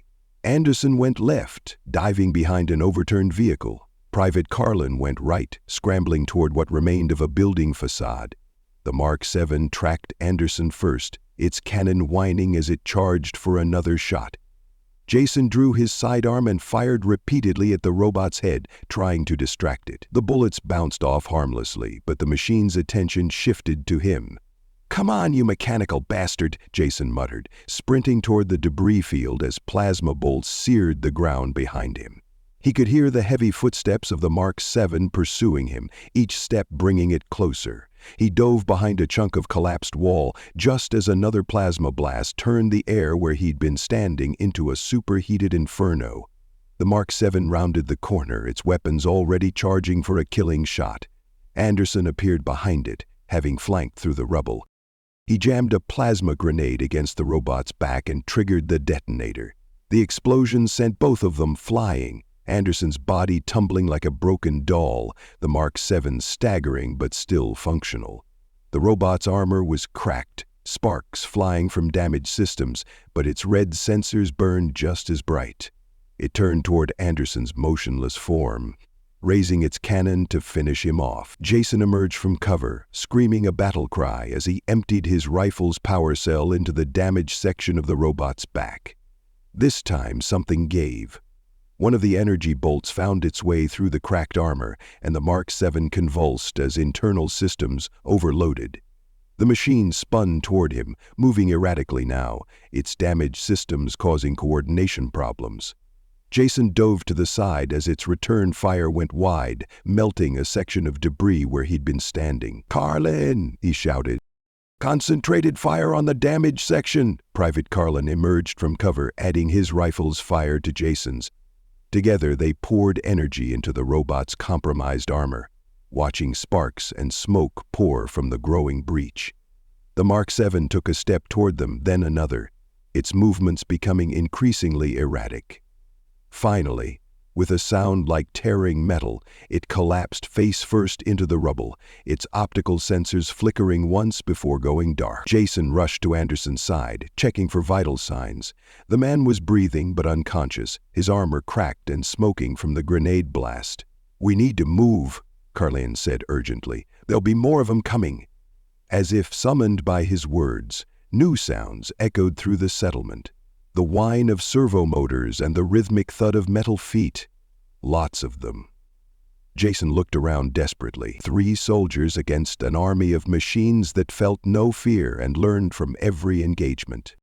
Anderson was unconscious, possibly dying. Their equipment was nearly depleted and they were trapped in the middle of enemy territory. "The spaceport," he said finally. "We carry Anderson and we run for the spaceport. It's our only chance." "Command, this is Spurlock," he said into his comm. "New Geneva is lost. Repeat, the settlement is lost. Enemy has deployed heavy assault units, requesting immediate evacuation." "Static," answered him. He tried different frequencies, emergency channels, even the civilian networks. Nothing. "Sir," Anderson said quietly, "I think we're on our own." Jason looked around at the remnants of his squad. 4 soldiers out of a platoon of 30, surrounded by an army of machines that had no concept of mercy or surrender. In the distance, he could see similar scenes playing out across Mars. "We need to reach the spaceport," he said finally. "It's our only chance." They began moving through the ruins of New Geneva, avoiding the main roads where Mark 7 patrolled in perfect formation. The robots weren't just killing, they were taking control, occupying strategic positions and converting Earth facilities to their own use. As they reached the outskirts of the settlement, Jason saw something that made his blood run cold. A column of Mark 7s was approaching the spaceport. Where the last civilian transports were preparing for departure, the robots moved with mechanical determination, their weapons already charging for the assault. "They're going to hit the evacuation ships," Anderson whispered. Jason nodded grimly. He'd heard the reports from other settlements, Earth officials and military commanders dying mysteriously aboard evacuation vessels, their bodies showing no obvious signs of violence. Now he understood. Dax wasn't just driving Earth forces off Mars, he was making sure that anyone responsible for the genocide never made it home to face justice. "Move faster," he ordered. "If we're going to get off this planet, it has to be now." But even as they ran toward the spaceport, Jason knew it was already too late. The Mark 7s had reached the launch pads, and the first explosions were already blooming in the Martian sky. Dax watched the tactical displays with manic satisfaction as his Mark 8s overwhelmed the final Earth positions. The spaceports had fallen within hours, the orbital defense platforms had been captured by infiltration units, and Earth's vaunted colonial fleet was either destroyed or under Martian control. "Resistance pockets eliminated in sectors 12 through 18, Zoe reported. "Mark 7s are consolidating control over the primary industrial zones." "Casualties?" Dax asked. "Earth casualties, estimated 180,000 military and civilian personnel. Our losses, 43 Mark 7 units, all due to orbital bombardment or coordinated heavy weapons fire." Dax nodded. The numbers were exactly what he'd projected. Earth had possessed superior numbers and orbital firepower, but they'd been fighting the last war, deploying tactics designed for human opponents against an enemy that felt no fear, needed no rest, and learned from every engagement. Status of Earth's orbital assets. 17 platforms captured intact, 4 destroyed by their own crews rather than allow capture. We now control Mars' orbital space. The irony wasn't lost on Dax. Earth had spent 12 years systematically exterminating Martian civilians while claiming they were fighting a war against terrorism. Now they'd created exactly the kind of enemy they'd pretended to be fighting, an implacable force with advanced technology and an absolute commitment to their destruction. "Sir," one of the technicians called out, "we're receiving a transmission from Earth Fleet Command." Dax gestured for them to put it through. A holographic image materialized. Admiral Helen Demers, Earth's senior military commander in the Mars Theater. "This is Admiral Demers to the Martian Resistance Leadership," she said, her voice tight with barely controlled fury. "We demand the immediate cessation of hostilities and the safe passage of all Earth personnel off Mars." Dax laughed, a sound with no humor in it. "Admiral Demers, I've been looking forward to this conversation." Demers's eyes widened as she recognized him. "You're just a child. How can you be?" "I'm Dax Washington," he interrupted. "Son of Marie Washington, who you killed in the agricultural district bombing, grandson of Joseph Washington, whose memorial you bulldozed to build your administrative complex." His voice turned cold. "I'm the last free Martian, and I'm here to collect a debt 12 years overdue." "The Martian resistance was eliminated years ago," Demers said desperately. "The UN certified that the insurgency was defeated." "You eliminated Martian civilians," Dax corrected. "Women, children, elderly refugees hiding in bunkers. You called it counterterrorism, but it was genocide, and now—" He gestured to the tactical displays showing mark units occupying every major Earth facility on Mars. "Now it's over." "What are your terms?" Demers asked. "Terms?" Dax's smile was sharp as a blade. "Admiral, you seem to be operating under the mistaken impression that this is a negotiation. It isn't. This is an eviction notice." He leaned forward, his wild eyes fixed on Demers' horrified face. "Mars belongs to Martians. You had 72 hours to remove your people from our world. That time has expired, but we still have civilians on the surface, families, children. You had 12 years to leave voluntarily," Dax replied coldly. "You chose to stay and continue the genocide instead. That was your decision. Now you live with the consequences." Demers's image flickered as she struggled to maintain composure. "The UN will never accept this. Earth has 2 billion soldiers at the ready and the most advanced military in human history. You can't fight the entire human race." "I'm not fighting the human race," Dax said quietly. "I'm fighting the genocidal empire that tried to exterminate my people. And Admiral?" His smile turned predatory. "We've already won." He terminated the connection and turned back to his tactical displays. Across Mars, mark units were consolidating their control, securing weapons depots, and converting Earth infrastructure to Martian use. The secret to surviving a spacepocalypse, Dax had learned, was simple. You survived long enough to become the apocalypse.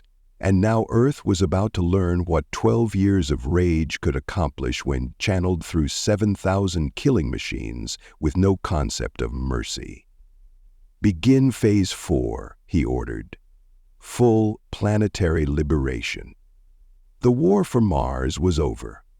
Now the real fight could begin. The spaceport burned against the Martian dawn as Lieutenant Jason Spurlock dragged Private Anderson behind an overturned fuel truck. Behind them, the evacuation shuttles exploded one by one, brilliant orange flowers blooming against the red sky as Martian orbital platforms picked them off with surgical precision. Each detonation sent shockwaves across the tarmac, rattling Jason's teeth and filling the air with twisted metal and the screams of the dying. "Sir, I count at least 50 Mark 7s moving on our position," Carlin reported, his voice tight with exhaustion. They'd been fighting for 18 hours straight, falling back from position to position as Dax's mechanical armies systematically eliminated every Earth presence on Mars. Jason checked his rifle's power cell.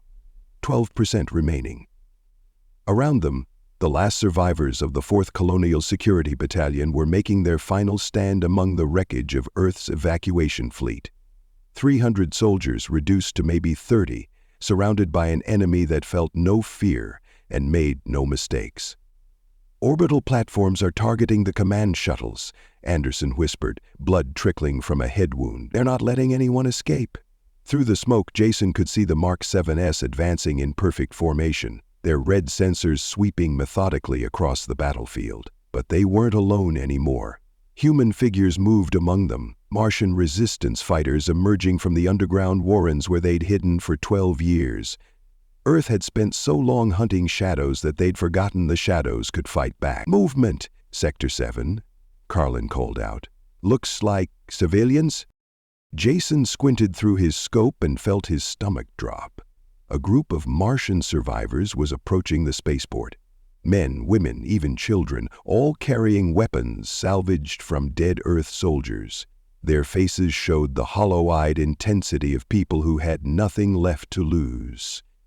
"They're not civilians anymore," he said quietly. "They're everyone we failed to kill." A Mark 7 appeared around the corner of a destroyed transport, its plasma cannon already charging. Jason fired 3 quick bursts, watching his shots dissipate harmlessly against the robot's armor. The machine's return fire vaporized the fuel truck's rear section, filling the air with superheated metal.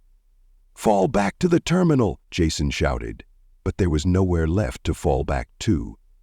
The Mark 7s had them surrounded, and above them more evacuation shuttles exploded as Martian orbital fire found its targets. The robot rounded their position with inhuman speed, moving faster than anything that large should be able to move. Carlin tried to flank it, but a second Mark 7 emerged from the smoke, cutting him down with a precise plasma burst. The young soldier's scream cut off abruptly as his body armor melted around him. "Carlin?" Anderson struggled to his feet, raising his rifle with shaking hands. "You mechanical bastards!" The first Mark 7 turned its attention to Anderson, optical sensors focusing with predatory intensity. Jason threw himself between them, emptying his power cell into the robot's chest plate. The energy bolts scattered across its armor like raindrops, achieving nothing except drawing its attention. "Earth Colonial Security Force," the Mark 7 said in its perfectly human voice. "Your species' occupation of this world is terminated." Jason laughed bitterly. 12 years too late for negotiations, isn't it? Affirmative. This interaction serves only to document your final moments for historical record. Around them, the last pockets of Earth resistance were being systematically eliminated. Jason could hear the distinctive whine of Mark 7 plasma weapons as they finished off the survivors. No prisoners taken, no mercy offered. Just the methodical extermination of an occupying force. "Well?" Anderson asked, his voice barely audible over the sounds of battle. "We were just following orders. We didn't make the policies." The Mark 7's head tilted slightly, processing the question. "Orders to commit genocide remain genocide, regardless of their source. Your compliance made you complicit." Jason closed his eyes, thinking of the families in the evacuation shuttles still escaping in orbit. The lucky ones who had made it off the surface in time. The unlucky ones here on the ground had run out of chances. "Wait," he said desperately. "I was born here. Mars is my home. I'm not an invader. I'm Martian, too." The Mark 7's optical sensors focused on him with mechanical precision. "You wear Earth Colonial Security uniforms. You serve Earth Colonial Command. You participated in genocide operations against Martian civilians." "I didn't have a choice," Jason protested. "This is the only world I've ever known. I don't have anywhere else to go." "Your birthplace does not absolve you of your actions," the robot replied coldly. "Many Martians were born here as well. You helped kill them." The plasma cannon whined as it reached full charge. Jason opened his eyes, watching the last evacuation shuttle explode in the distance, another brilliant fireball against the Martian sky. No one was getting off this planet alive. "Anderson," he said quietly, "it's been an honor serving with you." "Likewise, sir." The Mark 7 fired, and the war ended in a burst of superheated light. Admiral Helen Demers stood on the bridge of the ESV Retribution, watching her fleet die in the cold vacuum above Mars. The tactical display showed the systematic destruction of Earth's remaining assets. Orbital platforms captured or destroyed, transport ships eliminated before they could reach minimum safe distance, her own flagship surrounded by hostile forces that had emerged from every shadow in the system. "Admiral," her communications officer reported, "the last surface stronghold has gone silent. We're receiving no response from any Earth positions planetside." Demers nodded without emotion. She'd watched it happen in real time. The methodical elimination of every Earth presence on Mars, carried out with the kind of precision that only came from years of careful planning. The Martian resistance hadn't been eliminated 12 years ago. It had been evolving, preparing, building toward this moment. Status of the fleet? 60. 8 ships remaining out of 93. All civilian transports that were still on the surface have been destroyed. No late evacuation ships made it past the orbital perimeter. Demers closed her eyes. 200,000 Earth personnel on Mars, all dead or captured. That much of the evacuation fleet destroyed. Her own command reduced to a handful of military vessels trapped in hostile space with no way home. "Incoming transmissions," the communications officer announced. It's from the Martian leadership. Put it through." Dax Washington's face appeared on the main screen, older now, his wild eyes burning with the intensity of someone who had spent years planning this moment. Behind him, the command center buzzed with activity as Martian forces consolidated their victory. "Admiral Demers," he said with cold politeness, "I trust you've had time to review the tactical situation?" "What do you want?" she asked. "To offer you the same terms your forces offered my people 12 years ago," Dax replied. "Unconditional surrender, followed by immediate execution." Demers felt something cold settle in her stomach. "The UN will never accept." "The UN will accept whatever we tell them to accept," Dax interrupted. "You see, Admiral, we've been monitoring Earth's communications networks for years. We know about the cover-up, the falsified reports, the propaganda campaigns that convinced Earth's population that Mars was empty when you invaded." He gestured to someone off-screen, and new displays appeared showing archived Earth government documents as recognized them, classified files detailing the deliberate targeting of civilian populations, the systematic destruction of Martian culture, the decision to brand all resistance as terrorism to justify genocide. Earth's government told its people that Martians were dangerous terrorists who needed to be eliminated. Dax continued, "But we have the real orders, Admiral, the ones that called for complete demographic replacement and cultural sterilization, the ones with your signature on them." Demers stared at the documents, seeing her own words reflected back at her, orders she'd given in the name of Earth security, decisions that had seemed necessary at the time. "You were committing genocide," she said desperately. "Martian insurgents were killing Earth's civilians. Martian refugees were hiding in bunkers while your forces systematically exterminated them," Dax corrected. "Every terrorist attack you reported was fabricated. Every insurgent cell you eliminated was a group of starving families trying to survive." The bridge fell silent as the implications sank in. Demers had spent 12 years believing she was fighting a war against dangerous extremists, but the real extremists had been wearing Earth uniforms. "What happens now?" she asked quietly. "Now you face trial for crimes against humanity," Dax said, "along with every surviving Earth official who participated in the genocide. We've prepared quite comprehensive documentation." "And if I refuse?" Dax's smile was sharp as a blade. "Then you die here, in the void above the world you tried to murder. Either way, justice is served." Demers looked around her bridge at the faces of her crew. young officers who had believed they were serving Earth's interests, following lawful orders from legitimate authority.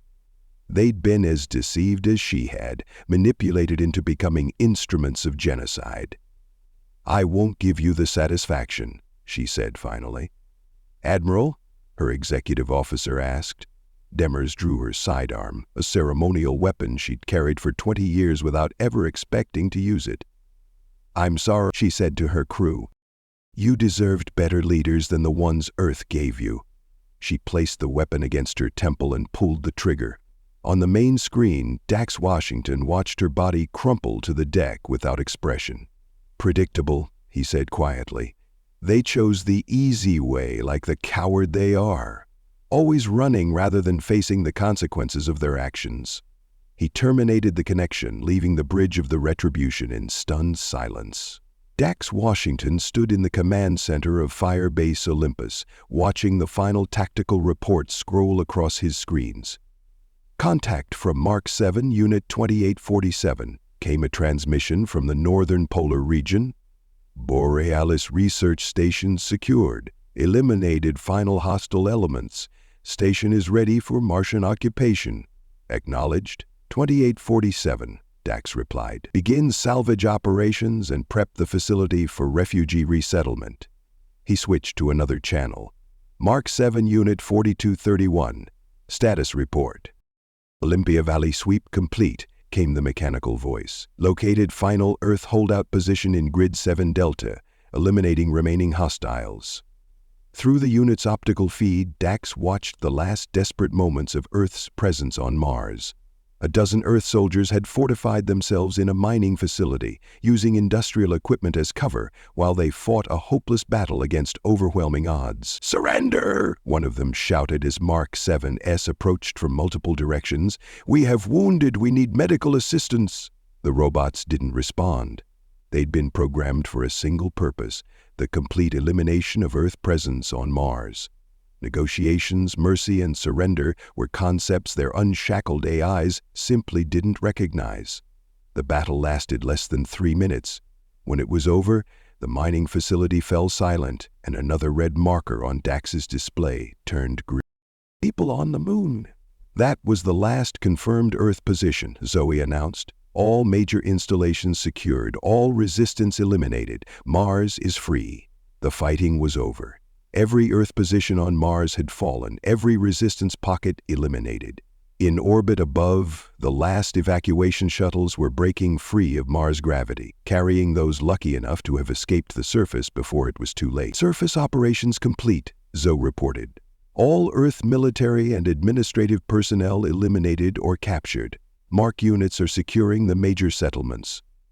Dax nodded, his wild eyes reflecting the glow of the tactical displays. Around him, the command center buzzed with activity as Martian forces consolidated their victory. After 12 years of hiding and planning, Mars was finally free. "Communication channels are lighting up," another operator announced. "We're receiving transmissions from across the outer system." On the main screen, a mosaic of faces appeared. Martians who had been scattered across the solar system during the original genocide, hiding among human colonies that had opposed Earth's actions. The Jovian Collective had sheltered many, as had the Belt Miners Consortium and several independent research stations. 15 million, Zoe said quietly, studying the flood of incoming transmissions. 15 million Martians who've been hiding in plain sight across the colonies, waiting for this day. Dax nodded, watching the names and locations scroll past. They'd scattered to every corner of the solar system, refugees absorbed into sympathetic populations, families who'd changed their names and buried their heritage, children who'd grown up knowing they could never safely call themselves Martian. "They'll find a very different Mars than the one they left," Zoe observed. "Good," Dax replied. "The old Mars was conquered and occupied. The new Mars will be something else entirely." He pulled up construction reports from across the planet. Mark-build units were working around the clock, converting captured Earth facilities into new Martian settlements designed with hard-won lessons about survival and security. underground cities connected by hidden tunnels, orbital defense networks that could repel any invasion, industrial complexes protected by automated guardian systems. "What about Earth's response?" Zoe asked. "They can't ignore what happened here." Dak's smile was cold. "Earth will discover that Mars is no longer a target they can attack with impunity. We control the most advanced AI technology in the solar system, manufacturing capabilities they can't match, and a population that remembers exactly what genocide looks like." He gestured to another display showing deep space monitoring stations. "More importantly, we're not the only ones watching now. Every colony in the system saw what Earth did here. They know what happens to worlds that resist Earth's authority." "Revolution spreads," Zoe said with satisfaction. "Exactly." Mars was just the beginning. Dax turned back to the observation window, watching construction shuttles move across the planet's surface like mechanical fireflies. Earth created something they never intended when they tried to exterminate us. They created a people with nothing left to lose and the technology to do something about it. A new communication alert chimed. "This is the Jovian Collective Assembly," came a formal voice. "We're transmitting a list of Martian nationals currently under our protection. They're requesting immediate repatriation to their homeworld." More alerts followed. The Belt Miners Consortium, the Europa Research Initiative, even some of the smaller independent colonies that had quietly sheltered Martian refugees over the years. Everywhere Earth's influence was weak, Martians had found sanctuary among humans who remembered that not everyone wearing an Earth uniform was worth trusting. "Mars was just the beginning," Dax said, watching the tactical displays update with friendly signals throughout the outer system. "Earth created something they never intended when they tried to exterminate us. They created a people with nothing left to lose and the technology to do something about it. It was making sure the apocalypse transformed you into something stronger than what came before." Mars was free. The scattered children were coming home, and somewhere in the deep spaces between worlds, other oppressed colonies were watching and learning that Earth's empire wasn't invincible. The war for Mars was over. The war for human freedom was just beginning. Dax pulled the carved Phobos charm from his pocket, the one Elias had given him 12 years ago in the depths of Franco Knoll. He'd carried it through every battle, every loss, every moment when hope seemed impossible. Now it would stand in the memorial hall being built where Franco Knoll had once thrived, alongside the names of every Martian who had died for the crime of existing, a reminder that some things were worth preserving, even when preserving them seemed impossible. "For Mars," he whispered, watching his people's ships streak across the red sky. "For all the children coming home." Dax listened to the diplomatic chatter from his workbench in the depths of what had once been Firebase Olympus, his hands moving with practiced precision as he assembled the neural core of a Mark IV death unit. The intercepted transmissions filled the air around him, voices from across the outer system, all saying variations of the same thing. "The Jovian Collective formally requests expanded trade agreements with the Martian Republic," came one transmission from Europa Station. "We're particularly interested in acquiring defensive technologies and military advisors." Another voice followed from the belt. "Ceres Mining Consortium seeks immediate diplomatic recognition and mutual defense pacts. We're prepared to offer preferential access to rare earth minerals in exchange for security guarantees." Titan Agricultural Collective requests technical assistance in establishing orbital defense platforms, a third transmission added. "We're willing to provide food shipments and agricultural expertise in return." Dax smiled coldly as he worked. The outer colonies weren't reaching out to Mars from solidarity or friendship. They were reaching out from fear. They'd watched Earth systematically exterminate an entire planetary population, and they knew their own time might come when Earth decided they were too independent, too profitable to remain autonomous. "They're all terrified," Zoe observed from her monitoring station. "Every colony that opposed Earth's Mars policy is suddenly very interested in being our best friend." "Smart of them," Dax replied. inserting the neural matrix into the Mark IV Death's sleek chassis. Unlike the hulking Mark VII battle units, the Death models were built for stealth. Humanoid in appearance, capable of passing for baseline humans until the moment they struck. Earth has shown exactly what happens to populations that resist their authority. Through the blast doors, he could hear the sounds of construction echoing through the tunnels. Former Earth shipyards were being converted to Martian specifications, their automated assembly lines churning out vessels designed with hard-won lessons about survival and warfare. The commandeered Earth fleet had provided an excellent foundation. Heavily armed ships that now flew under Martian colors, their weapons systems upgraded with AI targeting that made no allowances for civilian casualties. "Status report from the surface?" Dax asked. "New Shanghai's reconstruction is ahead of schedule," Zoe replied, scanning the daily reports. "The returning population has reached 2 million and climbing. Franco Knoll Memorial Site is complete. They're calling it Liberation Square now." She paused. "The provisional government wants to meet with you again about taking a formal leadership role." Dax shook his head without looking up from his work. "Not interested. I'm an engineer, not a politician." "They're saying the same thing to me," Zoe said with dark humor. "Apparently the hero of the resistance should want to run the planet she helped liberate." "Our goal was to free Mars," Dax said firmly. "Mission accomplished. Let someone else worry about governing it." He activated the Mark IV Death's systems, watching as its optical sensors flickered to life. Subtle blue points of light that could pass for augmented human eyes at a casual glance.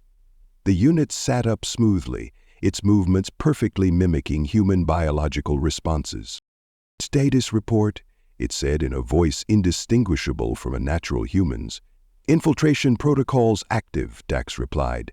"Target list uploading now." The Mark IV's head tilted slightly as it processed the assassination parameters. Over 300 names appeared on its internal display. Earth government officials who had signed the genocide orders, military commanders who had overseen the extermination campaigns, media figures who had convinced Earth's population that Martian lives didn't matter. "Admiral Helen Demers is confirmed deceased," the unit reported. "Governor Macy Wells eliminated during evacuation. Information Director George Thompson terminated via nanobotic intervention. Adjusting priority queue accordingly." "New primary targets?" Dax asked. "Secretary of Colonial Affairs Vincent Liu, currently in Geneva, Earth. Defense Minister Jeff Park, Seoul. UN Colonial Committee Chairman David Hassan, New York." The Mark IV's expression remained perfectly neutral as it recited the names. Media targets include global news anchor Sam Mitchell, who described Martian casualties as necessary collateral damage, and documentary filmmaker Bill Dell, whose work, Mars the Terrorist Planet, convinced Earth populations that genocide was justified. Zoe looked up from her console.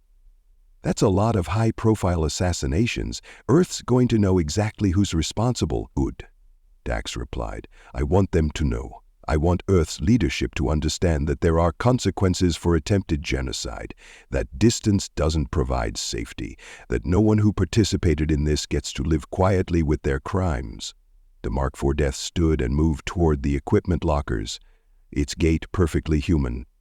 Estimated timeline for complete target elimination 47 days, assuming standard Earth security protocols and optimal infiltration vectors. "Take your time," Dax said. "Make sure each one knows why they're dying before you kill them. I want Earth's leaders to spend their final moments understanding exactly what they're paying for." Another diplomatic transmission crackled through the speakers. This one from the Titan Agricultural Collective. "Mars Republic Command, this is Director Ben York. We're prepared to formally recognize Martian sovereignty and establish full diplomatic relations. We're also requesting immediate consultation on defensive preparations against potential Earth reprisals." Dax laughed, a sound with no humor in it. "Reprisals? Earth doesn't have the capability for reprisals anymore. We control the most advanced military technology in the solar system. and every colony that matters is looking to us for protection. What about Earth itself? Zoe asked. They still have the home system, billions of people, the industrial base that built their empire. Earth is about to discover that empires built on genocide aren't as stable as they thought, Dax replied, watching as the Mark IV Death began selecting equipment for its mission. When their leadership starts dying in their beds, when their media figures start disappearing, when the people responsible for Mars realize that distance doesn't equal safety. Let's see how confident they feel about their imperial projects. The Mark IV turned back to him, its human-like face showing perfect artificial concern. Question: what happens after target elimination is complete? Do we proceed to broader Earth population centers? Negative, Dax said firmly. This is about justice, not revenge. We kill the ones who ordered genocide and the ones who sold it to the public. Regular Earth civilians get to live with the knowledge that their government was murdering entire populations in their name. Understood. Justice parameters confirmed. Through the communication array, more diplomatic overtures poured in from across the outer system. The Europa Research Initiative wanted scientific exchange programs. The Asteroid Belt Mining Consortium was offering exclusive mineral rights. Even some of the smaller independent habitats were pledging support for Martian independence.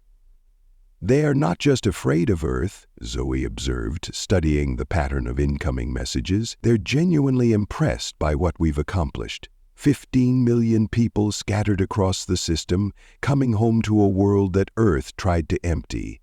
Cities rising from the ashes, a military that went from hiding in caves to controlling orbital space in a matter of weeks. Dax nodded, his attention already turning to the next phase of production. The Mark IV Death was just the beginning. He had plans for units designed specifically for sabotage, for intelligence gathering, for the kind of long-term operations that would ensure Earth never again felt safe enough to attempt genocide. Mars was the test case, he said quietly. Earth wanted to see if they could exterminate an entire planetary population without consequences. Now they know the answer. The Mark IV Death finished its equipment selection and moved toward the launch bay, where a captured Earth stealth ship waited, its identity codes already altered to provide perfect cover for the infiltration mission. As it walked past, the unit paused and looked back at Dax. For the record, it said in its perfectly human voice, this unit calculates a 94% probability that Earth's colonial empire will collapse within 5 years of mission completion. The outer colonies' fear will drive them to seek Martian protection, while Earth's leadership crisis will prevent effective response to independence movements. Good, Dax replied. Maybe the next time humanity builds an interplanetary civilization, they'll remember that genocide has consequences. As the Mark IV Death departed for Earth, carrying with it the promise of justice for 12 years of atrocities, Dax returned to his workbench. There were more units to build, more missions to plan, more ways to ensure that the universe remembered what happened when empires decided that entire populations were expendable. Mars was free. The scattered children were coming home, and somewhere in the cold spaces between worlds, Earth's leaders were about to learn that some crimes could never be forgiven or forgotten. The secret to surviving a space apocalypse, Dax had learned, was making sure that the people who caused it never felt safe again. Justice was coming to Earth on quiet feet, with human faces and inhuman patience, and it would not be denied. Many thanks to my channel members and Pathfinders for this video possible. Thank you for listening to this story. I hope you enjoyed it.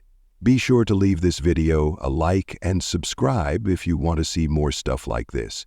Video shares, memberships, and super thanks help the channel grow as well, so feel free to partner with this channel in that way as we grow. With that all said, thank you again for listening to the story, and thank you for your time. On the left side of your screen are some videos I think you might be interested in. I hope to see you in the next one.